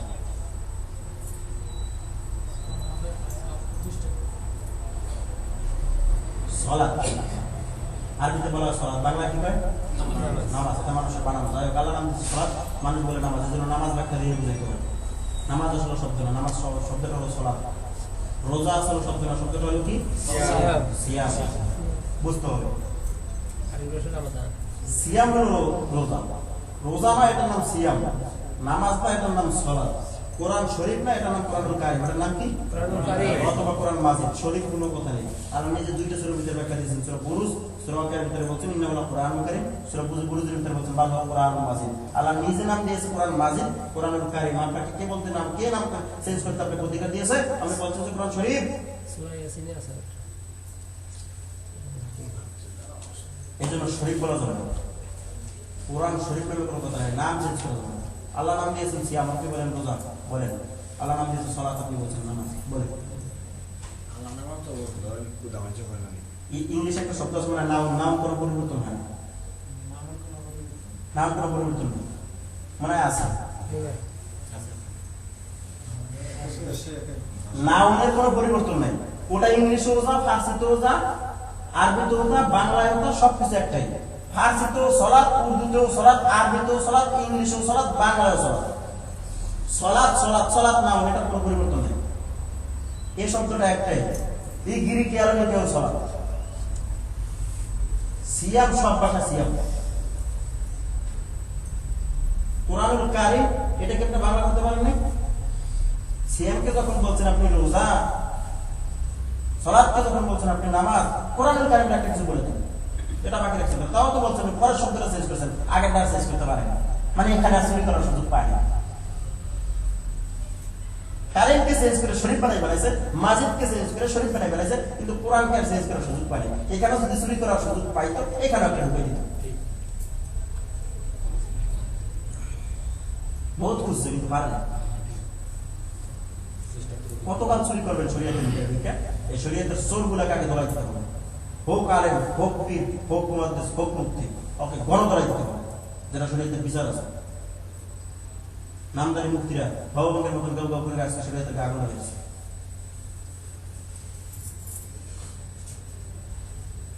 এগুলো নামদারি মুক্তি। আপনারা পড়েন না, আপনারা জানেন না, আমি জানি। দাওরা হাদিস লোক, বহু দাওরা হাদিস আছে। দাওরা হাদিস, দাওরা হাদিস শেষ করছে 11 বছর কইরা, এরপরে দাওরা কইরা টাইটেল পাস হয়, মাওলানা হয়। কিন্তু হাদিসের এবারত করতে জানে না। ও তো মাঝে মাঝে নামে বলছে মাওলানা, ও মানে হাদিস কইতেছে, আর হাদিসের এবারত আর কিছু পড়তে পারে। আপনারা বলবেন তাহলে পাস করলো কি করে? সরকারি বিদ্যালয় থেকে যদি 33-এর কম পাওয়া হয়, তাহলে তাকে পাস দেওয়া না ফেল দেওয়া হয়? ফেল দেওয়া হয়। কম মাত্রা যদি 2800 পায়, 2600 পায়, 2200 পায়, তাকে পাস দেওয়া হয়। ও আর দ্বিতীয়বার দেওয়া পড়ে না। মেট্রিক পরীক্ষা দ্বিতীয়বার দেওয়া হয়, এক সাবজেক্টে ফেল করে, ও আর কেতাব হইল দেওয়া হয় 6টা হচ্ছে, 5টা ফেল করে, ওকে সার্টিফিকেট দেওয়া হয়। ওকে ফেলের কোনো সাবজেক্ট দেওয়া হয় না, ও আর পাস হলে সার্টিফিকেট বাইরে হয়ে গেছে। ও যদি 15 পায় 5 সাবজেক্ট, আর এক সাবজেক্টে যদি 33 পায়, ও পাসের সার্টিফিকেট নিয়ে বাইরে, ও দ্বিতীয়বার দেওয়া পড়ে না। মুফতি সাহেব 2 বছর ইফতা করেন, ইফতার 2 বছরে যদি তার সাবজেক্ট হলো 3টা, বাতার স্বামী, বাতা আলমগিরি, ফাতুল বাড়ি, 3 কিতাবে যদি 3 গুণ 45 নাম্বার পায়, তাকে মুফতি সার্টিফিকেট দেওয়া হয়, তাকে ফেল বলা হয় না, তাকে আবার দ্বিতীয় বছর মুফতি পড়ানো হয়। এই মুফতি সাহেব আমার নামের নাম আছে। এরা মুফতি আইসা দাবি করে, ভাই আমি মুফতি সাহেব কম বলছে, যে মুফতি সাহেবের কথা বলছে, ডাক্তার ওই মুফতি সাহেব কিতাবের এবারত করতে পারবে না। ওকে যদি ভোটার স্বামী ধরা বলে এখান থেকে উঠতে পারে, উড়ে দিতে ব্যবহার করতে গেলে দাঁত ছোটা ঘুরে যাবে। আর সার্টিফিকেট দেখা যাবে, সার্টিফিকেট কত বড় সার্টিফিকেট। মুফতি সাহেব সহ্য মুফাসসিরে কোরআন, দাখিল পাশ করে মুফাসসিরে কোরআন আছে, কোরআনের শুদ্ধ করে পড়তে জানে না, এটা মুফাসসিরে কোরআন। কোরআন তরজমা বুঝতে হলে 15টা লাইন লাগে। কয়টা? নাও সরফ, ইংলিশে গ্রামার, বাংলার ব্যাকরণ, আরবিতে নাহু সরফ। শব্দের শুরুতে নাহু আসে, শেষে সরফ আসে। 15টা লাইন। 15টা গ্রামার যে ক্লিয়ার করে বুঝবে সে কোরআন তরজমা বুঝবে। দাওরা হাদিস পড়ে সে 15টার একটাও করে না। কি করে কোরআনের তরজমা বুঝবে? তুমি মুফাসসির কোরআন বয়ান করতেছো, তাফসীরুল মাহফিল কোরআন করতেছো। তাফসীরুল কোরআন মাহফিল, মুফাসসির কোরআন আসবে, তাফসীরুল কোরআন মাহফিল করবে। যিনি মুফাসসির কোরআন আর যেই তাফসীরুল মাহফিল চলতেছে এগুলো বন্ধ করতে হবে। এই মুফাসসির যদি যতদিন তাফসীর করাবেন ততক্ষণ পর্যন্ত মানুষ পথভ্রষ্ট হবে। এই মুফাসসিরদের কোরআনে এই যে তাফসীরুল কোরআন মাহফিল এগুলো বন্ধ করতে হবে। এই সিজনালি শীতকালের সিজনালি বক্তব্য বন্ধ করতে হবে। বক্তব্য চলবে 365 দিন 365 দিন 24 ঘন্টা ঘুমানোর কালে বক্তব্য চলবে। এটা ইসলাম। সিজনের শীতকালে আসলে বাবা বাঙ্গের মতো একদল বাইরে যায় তাদের নিজের ইনকামের জন্য। সারা বছর কোথায় থাকো তুমি? শীতকালে, বর্ষাকালে কোথায় থাকো? বৃষ্টির দিনে এসে বক্তব্য দিতে পারো না? আল্লাহ রাসূল কি শীতকালে দাওয়াত দিয়েছেন মানুষকে? শুধু শীতকালে দাওয়াত দিয়েছেন না গরমকালেও দিয়েছেন? বর্ষাকালে দিয়েছেন? রাত দিন 24 ঘন্টা দাওয়াত দিয়েছে। তুমি যদি ঠিক ইসলামকে প্রচার করতে চাও, মুফাসসির কোরআন যদি হয়েই থাকো, 24 ঘন্টা দাওয়াত দিতে হবে, 365 দিনের বছরে 365 দিন দাওয়াত দিতে হবে। একদিন তুমি ঘরে বসে থাকতে পারবে না। তোমাকে কে বললো শীতকালে 2 মাস একেবারে কোনো সিরিয়াল নাম লিখে রাখছে? আজ যা রংপুর, আজ যা দিনাজপুর, আজ যা বরিশাল, আজ যা ঝালকাঠি, আজ যা বরগুনা, 2 মাস একেবারে সিরিয়াল লাগাই দাও। 2 মাস গেলে তোমার আর খবর পাওয়া যায় না, কোথায় বাড়ি কমে আছে। বাকি 2 মাসে যে টাকা কামাইছে সারা বছর বসে বসে খাবে। এসব মুফাসসির কোরআন দিয়ে তাফসীর করা বন্ধ করতে হবে। বক্তব্য চলবে 12 মাস, বক্তব্য চলবে 365 দিন, বক্তব্য চলবে 24 ঘন্টা। এটার নাম ইসলাম, এটার নাম শরিয়াত। শীতকালের সিজনালে বক্তব্য বন্ধ করতে হবে। ওরাই তাফসীর করার মাহফিল করে, ওরাই এই বক্তব্য দিয়ে থাকে। তোতা পাখির মতন দেখেন না বাংলাদেশের কতগুলো আছে, শুধু যা মনে আছে একদম কণ্ঠ বেশি খেয়ে গেল। এত সুন্দর কণ্ঠ, ফার্সিতে শের হয়, শুনলে মনটা ভরে যায়। আয়াত তো পড়বে না, হাদিস তো পড়বে না, ফার্সি শের। কলেজ কাছে একটা কিতাব, আর একটা কিতাবের নাম পাঞ্জামা, 2টা শেরের কিতাব আছে। এই 2টা শেরের কিতাব যখন শিক্ষকরা ঘন্টা করায় তখন এত সুন্দর করে ছাত্ররা ঠিক ওই সুন্দর করে শেখে। যখন ওয়াজ করতে যায় এত সুন্দর করে বলা শায়ের শের থেকে বলছি, এমন সুন্দর করে টান দেয় পাবলিক চিন্তা করে কোন বই নিয়ে লিখতেছে। আমি অবাস্তব বলছি না, বাস্তবতাই বলছি। মনে হয় কারো যেন ওহিনা লিখতেছে, বুঝো তিনি কি কইতে আছে।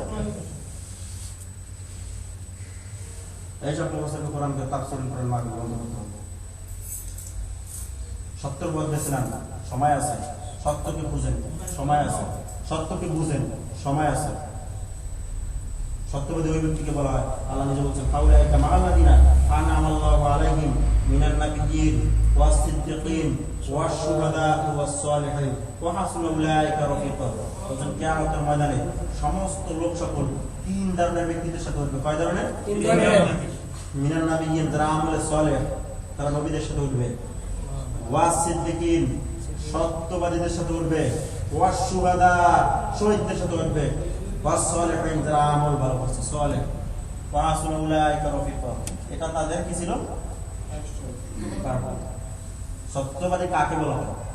সত্যবাদী মানে যে সত্যকে গ্রহণ করছে এবং সত্যকে প্রচার করছে, গ্রহণ করছে, মানছে এবং কি করছে, একে বলা হয় সত্যবাদী। শুধু সত্য না, কারণ সত্যবাদী বলা হচ্ছে, সত্যবাদী ওই ব্যক্তিকে বলা হয় যে সত্য জিনিসকে গ্রহণ করছে এবং সত্য জিনিসকে কি করছে, মানুষকে গ্রহণ করার জন্য বলছে, প্রচার করছে, ওই সত্যবাদী। ওর জান্নাতের গ্যারান্টি কে দিয়েছেন? বলা হয় না যে যারা ভালো আমল করবে মুমিন ব্যক্তিদের সাথে সত্যবাদী উঠবে, এই কথা বলা হয় না। বলা হয় যে সত্যবাদীদের সাথে অন্যান্য মুমিনরা উঠবে। তার মানে সত্যবাদীদের জান্নাত আগেই হয়ে গেছে। ওরা জান্নাত আগেই হয়ে গেছে, নবীরা জান্নাত আগেই হয়ে গেছে, সত্যবাদী আগেই জান্নাত হয়ে গেছে, যারা শহীদ হয়ে গেছে আল্লাহর রাস্তায় ওরা আগেই জান্নাত হয়ে গেছে। ওদের জান্নাত আল্লাহ গ্যারান্টি দিয়ে দিয়েছে, যারা জান্নাত শহীদদের জান্নাতি। সূরা আলে ইমরান 169 নম্বর আয়াত, ওয়ালা তাহসাবান্নাল্লাযিনা কুতিলু ফি সাবিলিল্লাহি আমওয়াত বাল আহইয়াউন ইনদা রাব্বিহিম ইরযুকুন। আল্লাহ বলেন, যে ব্যক্তি আল্লাহর রাস্তায় শহীদ হয় তোমরা কষ্ট করে তাদেরকে মৃত্যু বলবে না। খবরদার, ওরা চিরঞ্জীব। আহইয়া বাল কি আমওয়াতান বাল আহইয়াউন ইনদা রাব্বিহিম ইরযুকুন। আল্লাহ তাআলার পক্ষ থেকে ওরা রিজিক পাইতেছে। ওরা জীবিত কবরের ভিতরে, ওরাই জীবিত, বিশ্বাস জীবিত না। ওরা চিরঞ্জীব, তবে কবরের ভিতরে জীবিত না। ভুল বুঝবেন। সহিহ হাদিসের ভিতরে বর্ণনা আছে, তিরমিজি শরীফ, সুনানে আবু দাউদ, বুখারী শরীফে একটা বর্ণনা আছে। আল্লাহ রাসূল সাল্লাল্লাহু আলাইহি ওয়াসাল্লাম বলেছেন, জান্নাতের ভিতরে আমি দেখেছি একদল সবুজ পাখি। কি পাখি? সবুজ পাখি। আল্লাহকে জিজ্ঞাসা করতে সবুজ পাখিগুলো কারা? প্রশ্নের জবাব দিয়েছেন যে এই সবুজ পাখিগুলোর ভিতরে যে রূহটা আছে ওগুলো হলো শহীদদের। শহীদদের রূহ সবুজ কালারের একটা পাখির ভিতরে ঢুকাই দেওয়া হয় মৃত্যুর পরে, ওই পাখিটা জান্নাতের ভিতরে দেওয়া উড়ে আর খাবার খায়, যেখানে মন চায় সেখানে যায়। ওরা জান্নাতের সামনে একটা নহর আছে, নহরের কিনারে বসে থাকে, জান্নাত থেকে প্রতিদিন সকাল বিকাল 2 বেলা খাবার খাওয়ার জন্য। ওরা চিরঞ্জীব। এদেরকে বলা হয়েছে শহীদ, যারা আল্লাহর রাস্তায় শহীদ হয়। সিদ্দিকিন, এরাই সিদ্দিকিন, এরাই শহীদ, এরাই সিদ্দিকিন। কারণ ওরা সত্য জিনিসকে বুঝতে পেরে আজকে শহীদের রাস্তায় গেছে, সত্য জিনিসকে প্রচার করছে। সত্যবাদী কে ভালো করে বুঝে নেবেন। সত্যবাদী কাকে বলা হয় ভালো করে বুঝে নেবেন। সত্যবাদী শুধু সারাদিন সত্য কথা বললে সত্যবাদী হওয়া যায় না, সত্য জিনিসকে গ্রহণ করতে হবে। সেটার নাম কি? কোরআন এবং হাদিস, সহিহ হাদিস, এটাকে বলা হয় সত্য। এই সত্য জিনিসকে যে গ্রহণ করবে আর এই সত্য জিনিসকে আবার যে প্রচার করবে, নিজেও মারবে, অন্যের কাছে প্রচার করবে, তাকে বলা হয় সত্যবাদী। নামাজ না বললে হবে কি বেটা? সত্য কথা। তার মানে কি তুমি সত্যবাদী? নামাজ না পড়লে ইমান ঠিক আছে, এটাকে সত্যবাদী বলা হয় না। সত্যবাদী এটা মনে করবেন না যে নামাজ না পড়ে সত্য কথা হয়, যে সত্যবাদী, অসম্ভব। এটা ভুল। এই সিদ্ধান্ত কখনো নেবেন না। লা ইলাহা ইল্লাল্লাহর শর্ত বুঝুন, লা ইলাহা ইল্লাল্লাহর অর্থ বুঝুন, কোরআন থেকে বয়ান করুন, হাদিস থেকে বয়ান করুন। হাদিস পড়ুন, কোরআন পড়ুন, তাহলে বুঝতে পারবেন। আল্লাহ নিজে প্রশ্ন দিলেন, কোরআন বিসমি রাব্বিকাল্লাযী খালাক, পড়ো তোমার প্রভুর নামে যিনি সৃষ্টি করেছেন। কার নামে বলবেন? আল্লাহর নামে। শুধু পড়লে হবে না, শুধু পড়লে হবে না, শুধু পড়লে হবে না, তোতা পাখির মতন পড়লে হবে না, বুঝতে হবে। কি বলছেন? ওয়ালাকাদ ইয়াসসারনাল কুরআনা লিযিকরি ফাহাল মিন মুদ্দাকির। আমি বলি কি?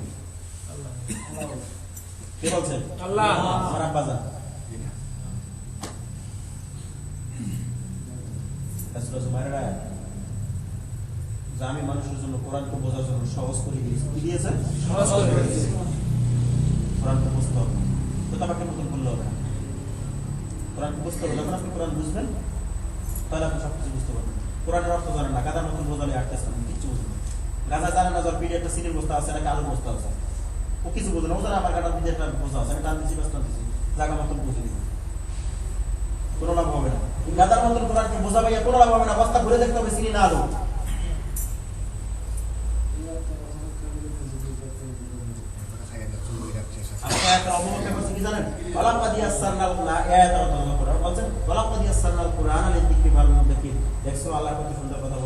আল্লাহ বলছে আমি কোরআনকে হেফজ করার জন্য সহজ করে দিয়েছি।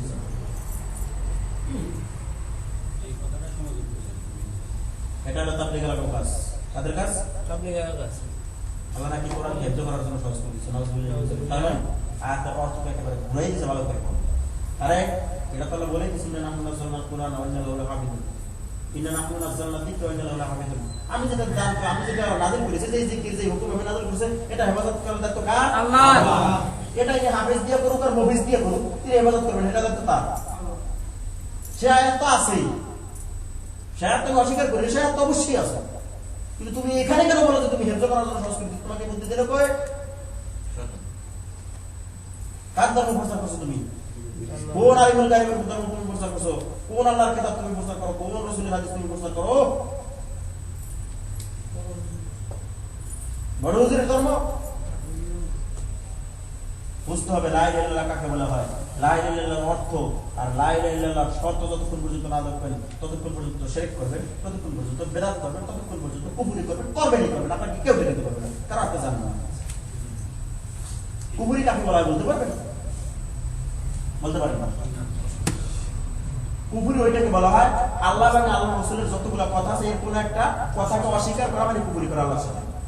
কথা মানে বুঝতে পারেন? জি। আল্লাহ এবং আল্লাহর রাসূল যতগুলো কথা বলছে এর একটা কোন একটা কথা যদি কেউ অস্বীকার করে, সে আল্লাহ এবং আল্লাহর রাসূলের সাথে কি করছে? কুফরি করছে। আর কুফরি করলে কি হয়? জানা জানা কাফের হয়। কি হয়? জান্নাতে যাবে। ওটা কি বলা হয়? কুফরি করলে কি হয়? কাফের হয়। যদি আল্লাহ এবং আল্লাহর রাসূলের কোন একটা কথা যদি সে অস্বীকার করে, তাহলে ওই কথার সাথে সে কি করলো? কুফরি করলো। আর কুফরি করলে সে কি হয়ে যাবে? কাফের। কাফের স্থান কোথায়? জাহান্নাম। আল্লাহর সাথে যদি কোনো জিনিস, আল্লাহর জাতের সাথে, আল্লাহর আসমায়ে সিফাতের সাথে আরো দুটো আছে, তাওহীদুল রুবুবিয়্যা, তাওহীদুল উলুহিয়্যা, এইটার কোনটার সাথে যদি সে শিরক করে তাহলে কি হবে? সে মুশরিক। শিরক করলে কি হয়? মুশরিক। মুশরিক যাবে কোথায়? ভালো করে বুঝে নেবেন। কুফরি জানেন আপনি, কি করে আপনি কুফরি বুঝতে পারবেন না? নামাজ কার হুকুম? যে পড়ে না আল্লাহর হুকুম স্বীকার করছে না স্বীকার করছে? আল্লাহ সহিহ বুখারী বলেন সালাত আল্লাহ নিজে বলছেন যে ব্যক্তি সবাই ইচ্ছা নামাজকে ত্যাগ করলে সে কুফরি করলে সে কাফের হয়ে গেছে। জানেন না আপনি যে কুফরি কাকে বলে? আপনি মনে করেন নামাজ পড়লে না আপনি মুসলিম হারাই ফেলেছেন, আমি কি মুসলিম আছি না? কি করে আপনি মুসলিম আছেন? আপনি আল্লাহর হুকুম তো অস্বীকার করছেন, আল্লাহর হুকুমের সাথে আপনি কুফরি করছেন, কি করে আপনি মুসলিম হয়েছেন? আবার কি করে দাবি করেন? বহুত সময় আছে বোঝার। জান্নাত কি বাধ্যতা সম্পদ না, মামুবাড়ির সম্পদ না, উভয় সূত্রে পাবে, না পেলে করে যাবে। লা ইলাহা ইল্লাল্লাহ অর্থ, লা ইলাহা ইল্লাল্লাহ শর্ত, দুইটা জিনিস বোঝার জন্য একটা সময় আছে। তাওহীদ কাকে বলা হয়, তাওহীদ কি ও কেন এবং কত প্রকার, এগুলো যতক্ষণ পর্যন্ত না বুঝবেন ততক্ষণ পর্যন্ত শিরক করবেন, বিদআত করবেন, কুফরি করবেন, শুধু করতেই থাকবেন, করতেই থাকবেন, করতেই থাকবেন, আপনাকে কেউ টাকাতে পারবে না। আর যদি বলি তাহলে আপনি দাঁড়িয়ে রাখবেন, কেন আপনি জানেন না। যদি কোনো মানুষকে বলেন যে বেটা নামাজ না পড়লে সে কাফের হয়ে যায়, তখন তো আপনাকে দিয়ে আগে দোলাই দেবে, রোডে হেলাই।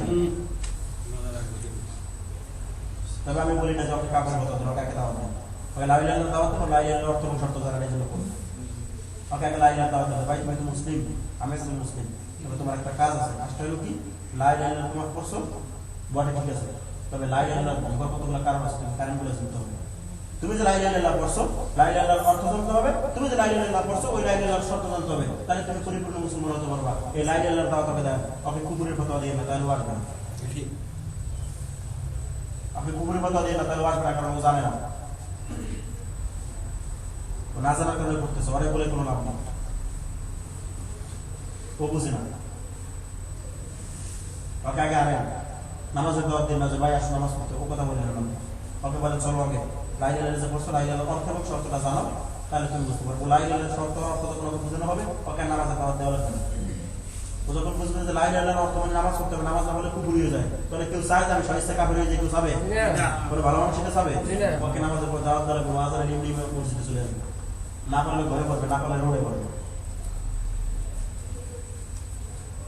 ওকে বুঝান লা ইলাহা ইল্লাল্লাহ, ও নামাজ এমনি করবে, ওকে লা ইলাহা ইল্লাল্লাহ বুঝান, মুক্তা কথা এমনি করবে, লা ইলাহা ইল্লাল্লাহকে বুঝান এমনি শুদ্ধ সব ছেড়ে দেবে, এটার নাম হলো লা ইলাহা ইল্লাল্লাহ। আল্লাহ তাবারক ওয়া তাআলা আমাদেরকে সঠিক বুঝার তৌফিক দান করুন, আমিন। আল্লাহ আমাদের মধ্যে যারা আজকে দিন বুঝতেছেন, আল্লাহ সঠিক দিন বুঝার তৌফিক দান করুন, আমিন। আল্লাহ সবাইকে সঠিক দিন বুঝার তৌফিক দান করুন, আমিন। আল্লাহ আমাদের মধ্যে যারা আজকে জুলুম করতেছে মাজলুম ব্যক্তির উপর, তাদেরকে তুমি দাও হেদায়েত দান করো, আমিন। তাদেরকে ধ্বংস করে দাও, আমিন। আল্লাহ আজকে যারা ময়দানে লড়তেছে, জিহাদ করতেছে, আল্লাহ তাদেরকে তুমি কবুল করে নাও, আমিন। আল্লাহ তাদেরকে তুমি গায়বী ঘোষণা থেকে সাহায্য করো, আমিন। আল্লাহ মুসলিম ব্যক্তি যারা অসুস্থ আছে তাদেরকে তুমি সুস্থ করে দাও, আমিন। আল্লাহ তাদেরকে তুমি সুস্থ করে দাও, আমিন। আমাদের মা বাবা যারা অন্ধকার কবরে শুয়ে আছে তাদেরকে তুমি মাফ করে দাও, আমিন। যারা বেঁচে আছে তাদেরকে মাফ করে দাও, আমিন। যারা অসুস্থ আছে তাদেরকে তুমি সুস্থ করে দাও, আমিন। আল্লাহ আমাদেরকে হালাল রিজিক আয় করার মতো তৌফিক দান করো, আমিন। আল্লাহুম্মা সাল্লি আলাইহি আল্লাহুম্মা বারিক আলাইহি। সময় আছে আরো 10 মিনিট 15 মিনিট সময় আছে নামাজের, আপনারা যদি কারো কোনো প্রশ্ন থাকে প্রশ্ন করতে পারেন। 10 মিনিট সময় দেওয়া হইলো, 10 মিনিট পরে আমাদের আরেকটা দোয়া আছে, দোয়াটা শুনেন ভালো করে। কোন দ্বীনি মজলিস থেকে যখন উঠবে তখন মুনাজাত নয়, একটা দোয়া আছে, সেই দোয়াটা আমি প্রায় বলে থাকি, সুবহানাকাল্লাহুম্মা পরে আমার সাথে সুবহানাকাল্লাহুম্মা ওয়া বিহামদিকা আশহাদু আল্লা ইলাহা ইল্লা আনতা আস্তাগফিরুকা ওয়া আতুবু ইলাইক। এই দোয়াটা মুখস্থ করে নেবেন। এটা হলো মজলিসে যদি কোনো ভুল হয়ে থাকে তাহলে এখানে কাফারা হলে এটা আল্লাহ রাসূল বলতে তাকে মাফ করে দেবেন, সুবহানাল্লাহ। মুনাজাত কারো কোনো প্রশ্ন থাকলে বলেন।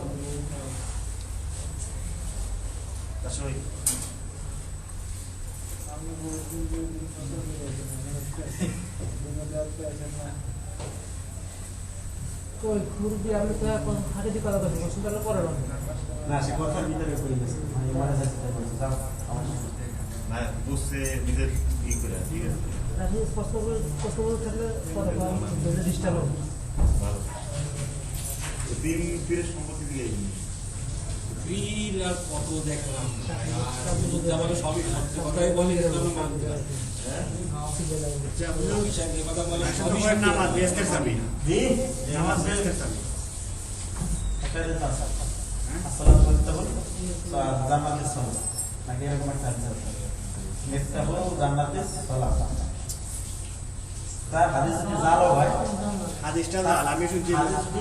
যে শুরুতে যে হাদিস জাল, কিন্তু সবচেয়ে জান্নাতের চাবি হলে গাড়ি লাই লাই লাগবে। হাদিস যদি আমি তো বলছি হাদিস যদিও জাল, তবে সে যদি হাদিসকে গ্রহণ করে তাহলে ওই হাদিসের যে অর্থ সেটা তার বুঝতে হবে। আসলাত মিথ্যাও জানা, যদি সলাৎ যদি বেহেশতের চাবি হয়ে থাকে তাহলে সলাতের মতো সলাৎ আদায় করা হবে না। তুমি যে সলাৎ আদায় করো ওটা রসুলের তরিকা না, ও সলাৎ দিয়ে জান্নাতে যাওয়া সম্ভব না, অসম্ভব। জান্নাতের চাবি হচ্ছে লাই লাই লাগানো। এই হাদিস জাল, এই জাল হাদিস মানা অসম্ভব। এটা তাহলে নামাজ বেশটা সাবিগাটি হয়ে যায় জি, নামাজ বেহেশতের চাবি গাড়ি না, তাহলে তো নামাজ পড়ে জান্নাতে চলে যাবে। সুদ খেলে গোশ খেলে সমস্যা নেই। তাবলিগি যারা ওই 10 দিন 12 দিন যায় মানে এটা যত বড় বড় মুহাদ্দিস নাসিরউদ্দিন আলবানী ওনার বক্তব্যের ভিতরে স্পষ্ট হাদিস উল্লেখ করে দিয়েছেন যে যারা এরকম যে তাবলিগে যাইতেছে সেটা হারাম, এই তাবলিগে যাওয়া যায় না। তাবলিগ প্রচার করতে হবে আগে নিজের ঘরে, তারপরে নিজের বাইকে, তারপরে নিজের আত্মীয়কে, নিজের বাড়িতে, বাড়ি শেষ হলে গ্রামে, গ্রাম শেষ হলে আর এক গ্রামে। তাবলিগ এইভাবে হবে।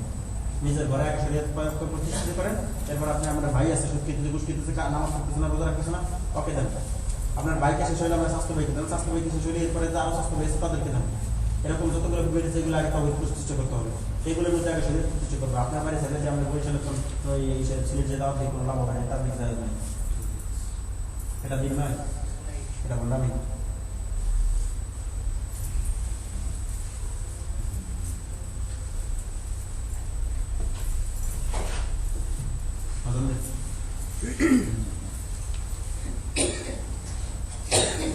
الله أكبر الله أكبر الله أكبر الله أكبر أشهد أن لا إله إلا الله أشهد أن لا إله إلا الله أشهد أن محمدا رسول الله أشهد أن محمدا رسول الله حي على الصلاة حي على الصلاة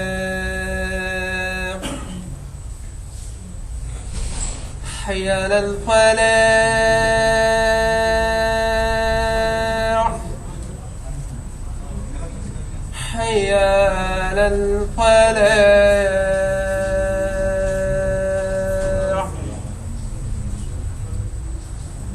الله أكبر الله أكبر لا إله إلا الله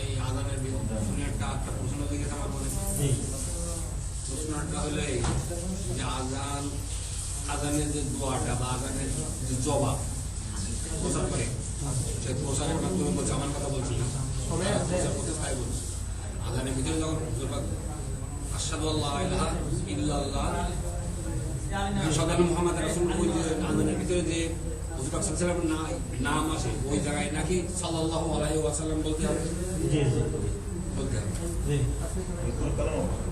ওইটা কিন্তু আমি ওই কিতাবের ভিতরে দেখলাম যে শুধু আজানের যে আছে সবগুলো বলি যে শুধু দুইটা জায়গায় কথা চেঞ্জ লা হাওলা ওয়ালা কুওয়াতা ইল্লা বিল্লাহ জি।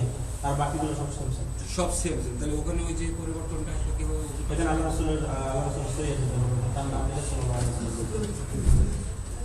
তার নাম দিলে কিন্তু আজানের বেলায় সাল্লাল্লাহু আলাইহি ওয়াসাল্লাম বলা হয় কিন্তু অন্যান্য সময় যদি মহানবী মুহাম্মদ সাল্লাল্লাহু আলাইহি ওয়াসাল্লাম নাম বলেন তখন সাল্লাল্লাহু আলাইহি ওয়াসাল্লাম বলা হয়। ওখানে আযানের সময় সম্ভবত ইমামের শর্ত দিয়েছে, ইমাম বলে না, যারা জবাব দেবে তারা সাল্লাল্লাহু আলাইহি ওয়াসাল্লাম।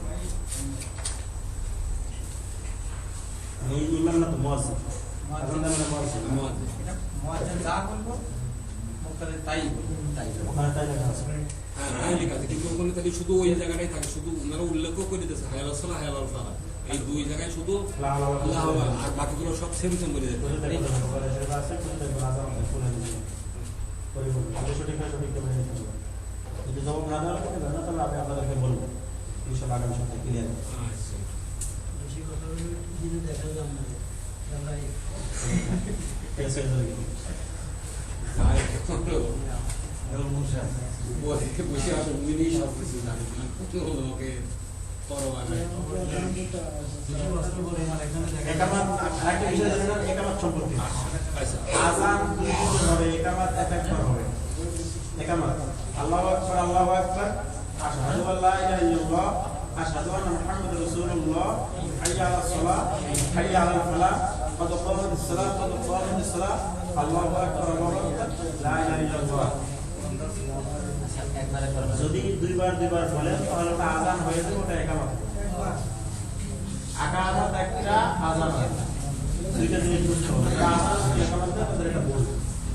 আচ্ছা আরেকটা প্রশ্ন, আজকের প্রশ্ন সেটা হলো কি যে এখানে হাত বান্ধাও তো মেয়েদের মহিলাদের নাম, পুরুষের তো এখানে হাত বান্ধার নিয়ম নাই, পুরুষের বান্ধা হবে এই জায়গায়, কারণ ও তো মহিলাদের নামাজ, এই মহিলারা এখানে হাত বান্ধে। নামাজ কিন্তু মহিলাকে উপরে না দিয়েছিল। রাসূলুল্লাহ বলে না যে তারা রাসূলুল্লাহ বলতেছিল নামাজ তোমার আরো আইতুমনি, উসলে নামাজ ওইভাবে পড়ো যেভাবে আমাকে দেখছো তো উনি এইভাবে পড়তেন, আমরা সেইভাবে পড়ি। নামাজ কোনো মহিলা পর্যন্ত উদ্দেশ্য করি না, নামাজ প্রত্যেকটা মানুষের জন্য। পুরুষ এবং মহিলার নামাজের মধ্যে কোনো পার্থক্য নেই, কোনো বাক্য কোনো পার্থক্য নেই। দেখছেন একটা জিনিস ক্লিয়ার হয়ে গেল। একদম ক্লিয়ার কথা। পুরুষ এবং মহিলা নামাজের মধ্যে কোনো পার্থক্য নেই। নামাজ একসঙ্গে নামাজ হয়েছে, এক তরিকায় নামাজ হয়েছে, এক তরিকায় করতে হবে। নামাজের দ্বিতীয় কোনো তরিকা নেই। নামাজের তরিকা একটা, পুরুষ মহিলা সবাই এক তরিকায় করতে হবে। যারা পার্থক্য করে তারা হচ্ছে রিজেক্ট। ওটা হলো তাদের ব্যক্তিগত মত। বাংলাদেশে আমরা স্কুল কলেজে যে পড়ছি তখন বলছে যে মহিলারা বুকের উপরে আর নাভির নিচে হলো পুরুষেরা, এটা আমরা জানছি, ঠিক না? হ্যাঁ হ্যাঁ? ওটাই ক্লিয়ার।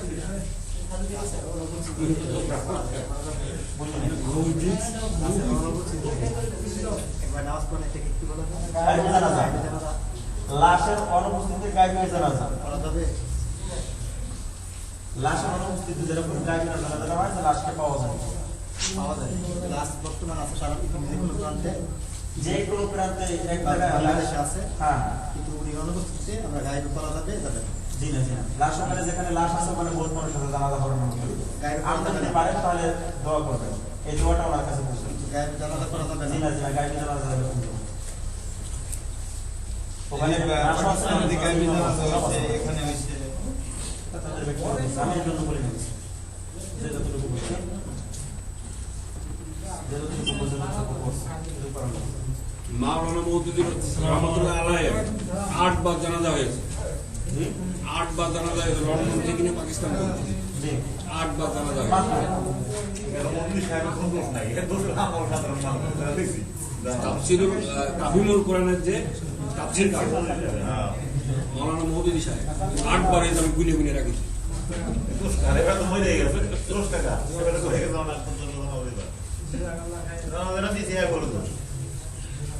এক আমেরিকায় গিয়েছে তিনি, তাহলে গায়েবী করা যাবে না, এটা করা কোনো নির্দেশ নাই, গায়েবী জানাজা মানে গজালা। গজালা মানে লাশ পাওয়া যায় না। পাওয়া যায় না। কিন্তু ওই বাংলাদেশের এসে কিনা আমরা জানাজা পড়া বাংলাদেশ ইমাম আছে সেখানে জানাজা করেন না। ওরা সাদা আছে, হাজিরি উপরে জানাজা করেন না। আপনারা কি বলছেন, আমরা গায়েবী জানাজা করতে? লাশকে হারাই গেছে, লাশকে গায়েব হয়ে গেছে, নাকি লাশ পাশে গিয়ে গেছে, নাকি বাকি হয়ে গেছে? এখানেও শয়তানরা ঢুকছে, শয়তান তো সব জায়গায় ঢুকছে। সব জায়গায় আছে বিরাজ শয়তান, প্রত্যেকটা জায়গায় এই জন্য যারা পরে বিদেশ করলো জি, বিরাজ করে তার নতুন কিছু আবিষ্কার করছে।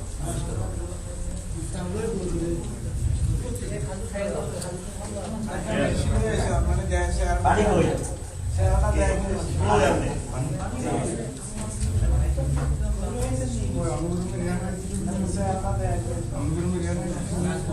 আমরা করে খাওয়া পাইছে ওইটা নাই এটা ছিলে ওটা দিয়ে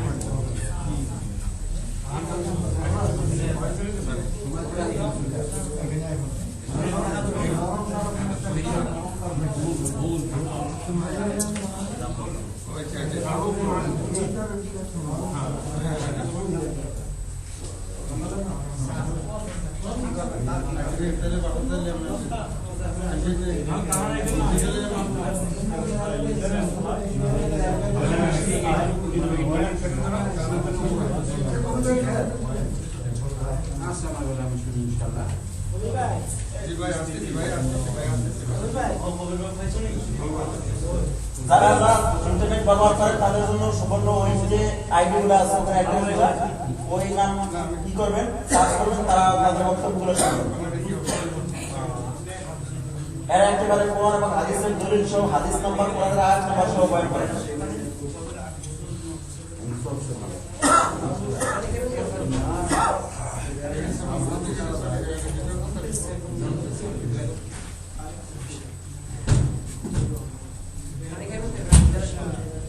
এই যে শায়েখ আমাদের রহমানের এই সালাতুর রাসূলের প্রমাণ 7 পর্ব আছে 7 সালাত এখানে আরেকটা ইয়ে আছে আরেকটা যে আমাদের সাফাই একজন আছে মুফতি কাজী ইব্রাহিম রহমান কাজী জসিমউদ্দিন আছে না এই জসিমউদ্দিন রহমানের বয়ান করে সুবহানাল্লাহ বয়ান করে অনেক স্পষ্ট এবং কাজী ইব্রাহিমের বয়ান ক্লিয়ার না আছে সবাই ক্লিয়ার আছে সবাই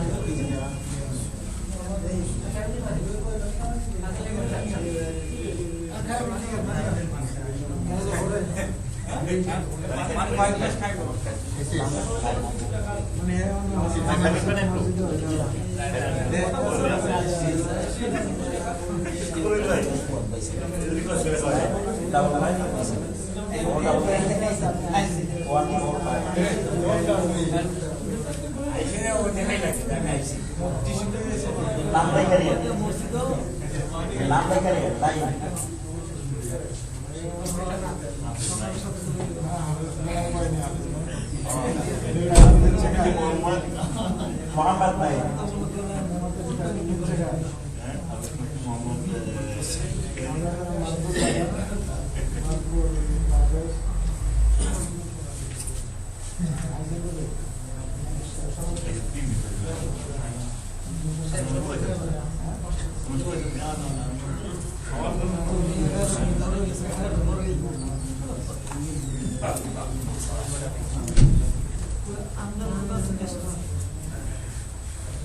الله أكبر الله أكبر أشهد أن لا إله إلا الله أشهد أن محمدا رسول الله حي على الصلاة حي على الفلاح قد قامت الصلاة قد قامت الصلاة الله أكبر الله أكبر لا إله إلا الله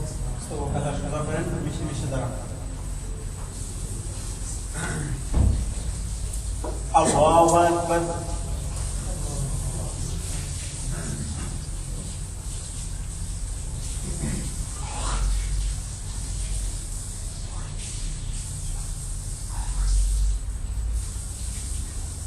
الحمد لله رب العالمين الرحمن الرحيم مالك يوم الدين إياك نعبد وإياك نستعين اهدنا الصراط المستقيم صراط الذين أنعمت عليهم غير المغضوب عليهم ولا الضالين آمين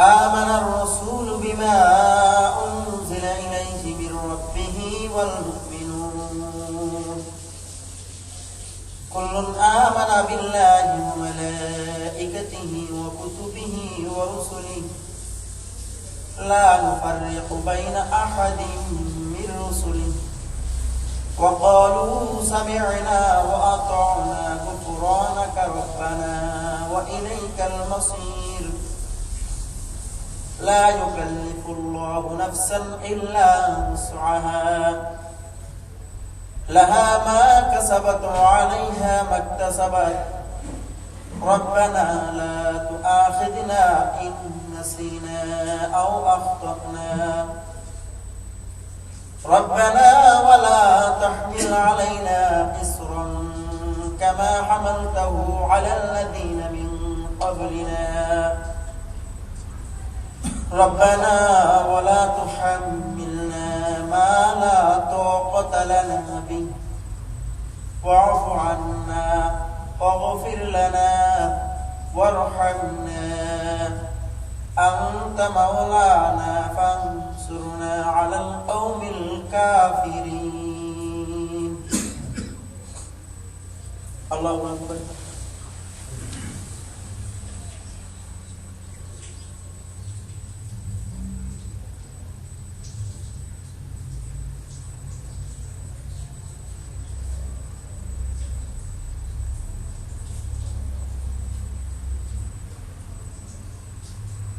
سمع الله لمن حمده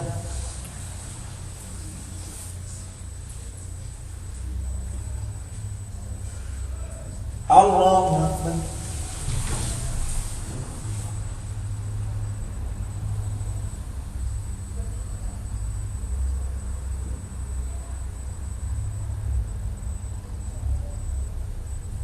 الله أكبر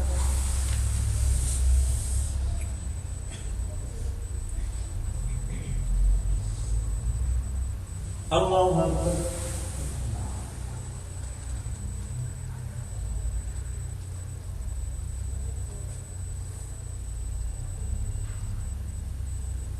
الله أكبر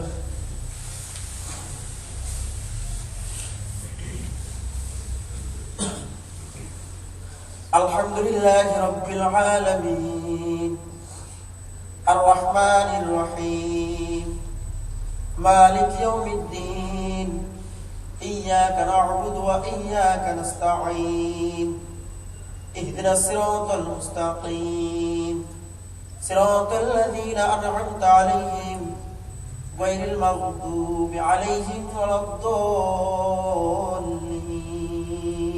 آمين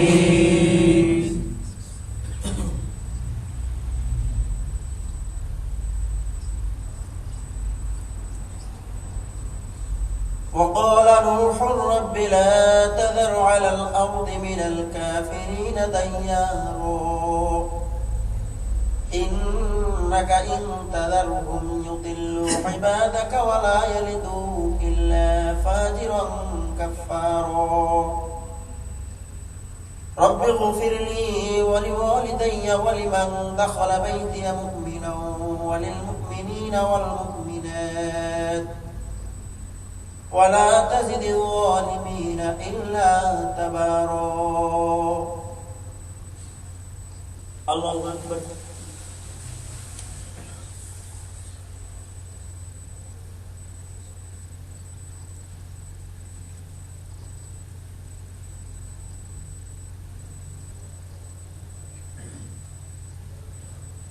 سمع الله لمن حمده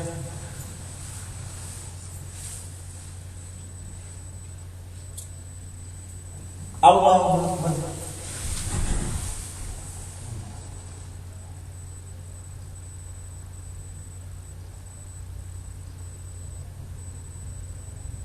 الله أكبر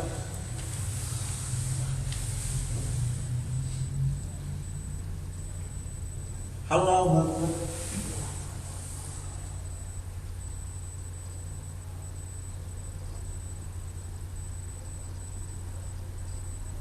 الله أكبر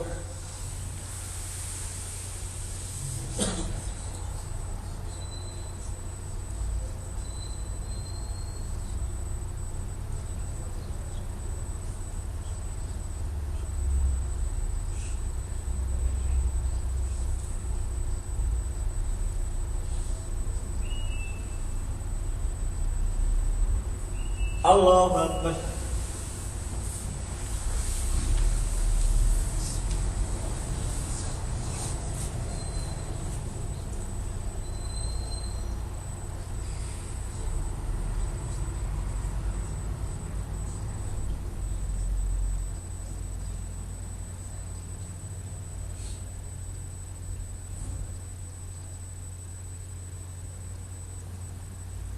Allahu Akbar.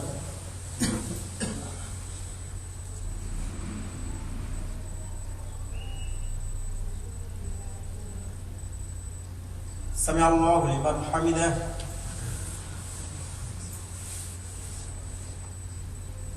الله أكبر.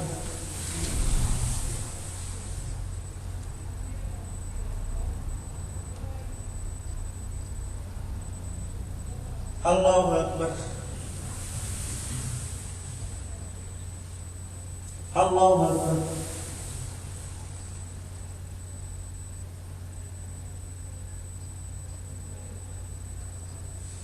الله أكبر.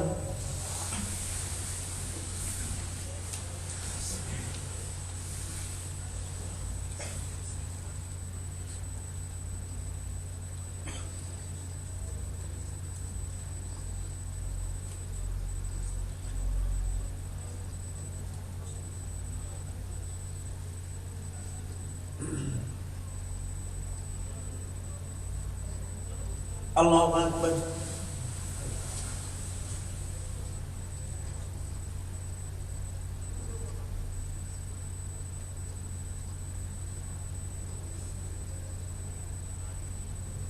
سمع الله لمن حمده.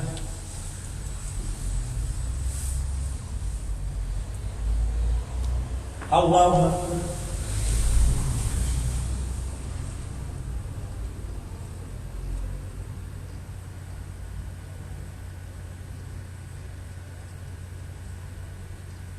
الله أكبر.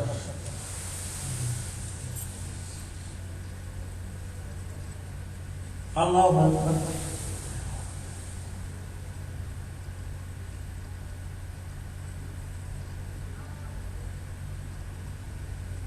الله أكبر.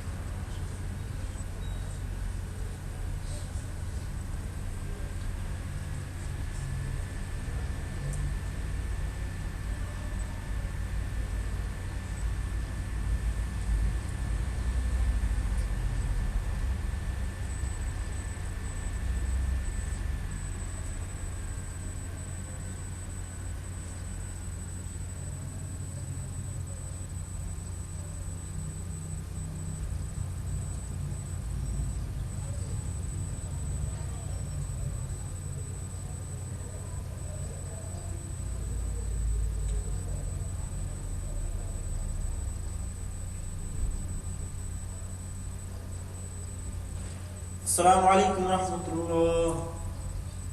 السلام عليكم ورحمة الله.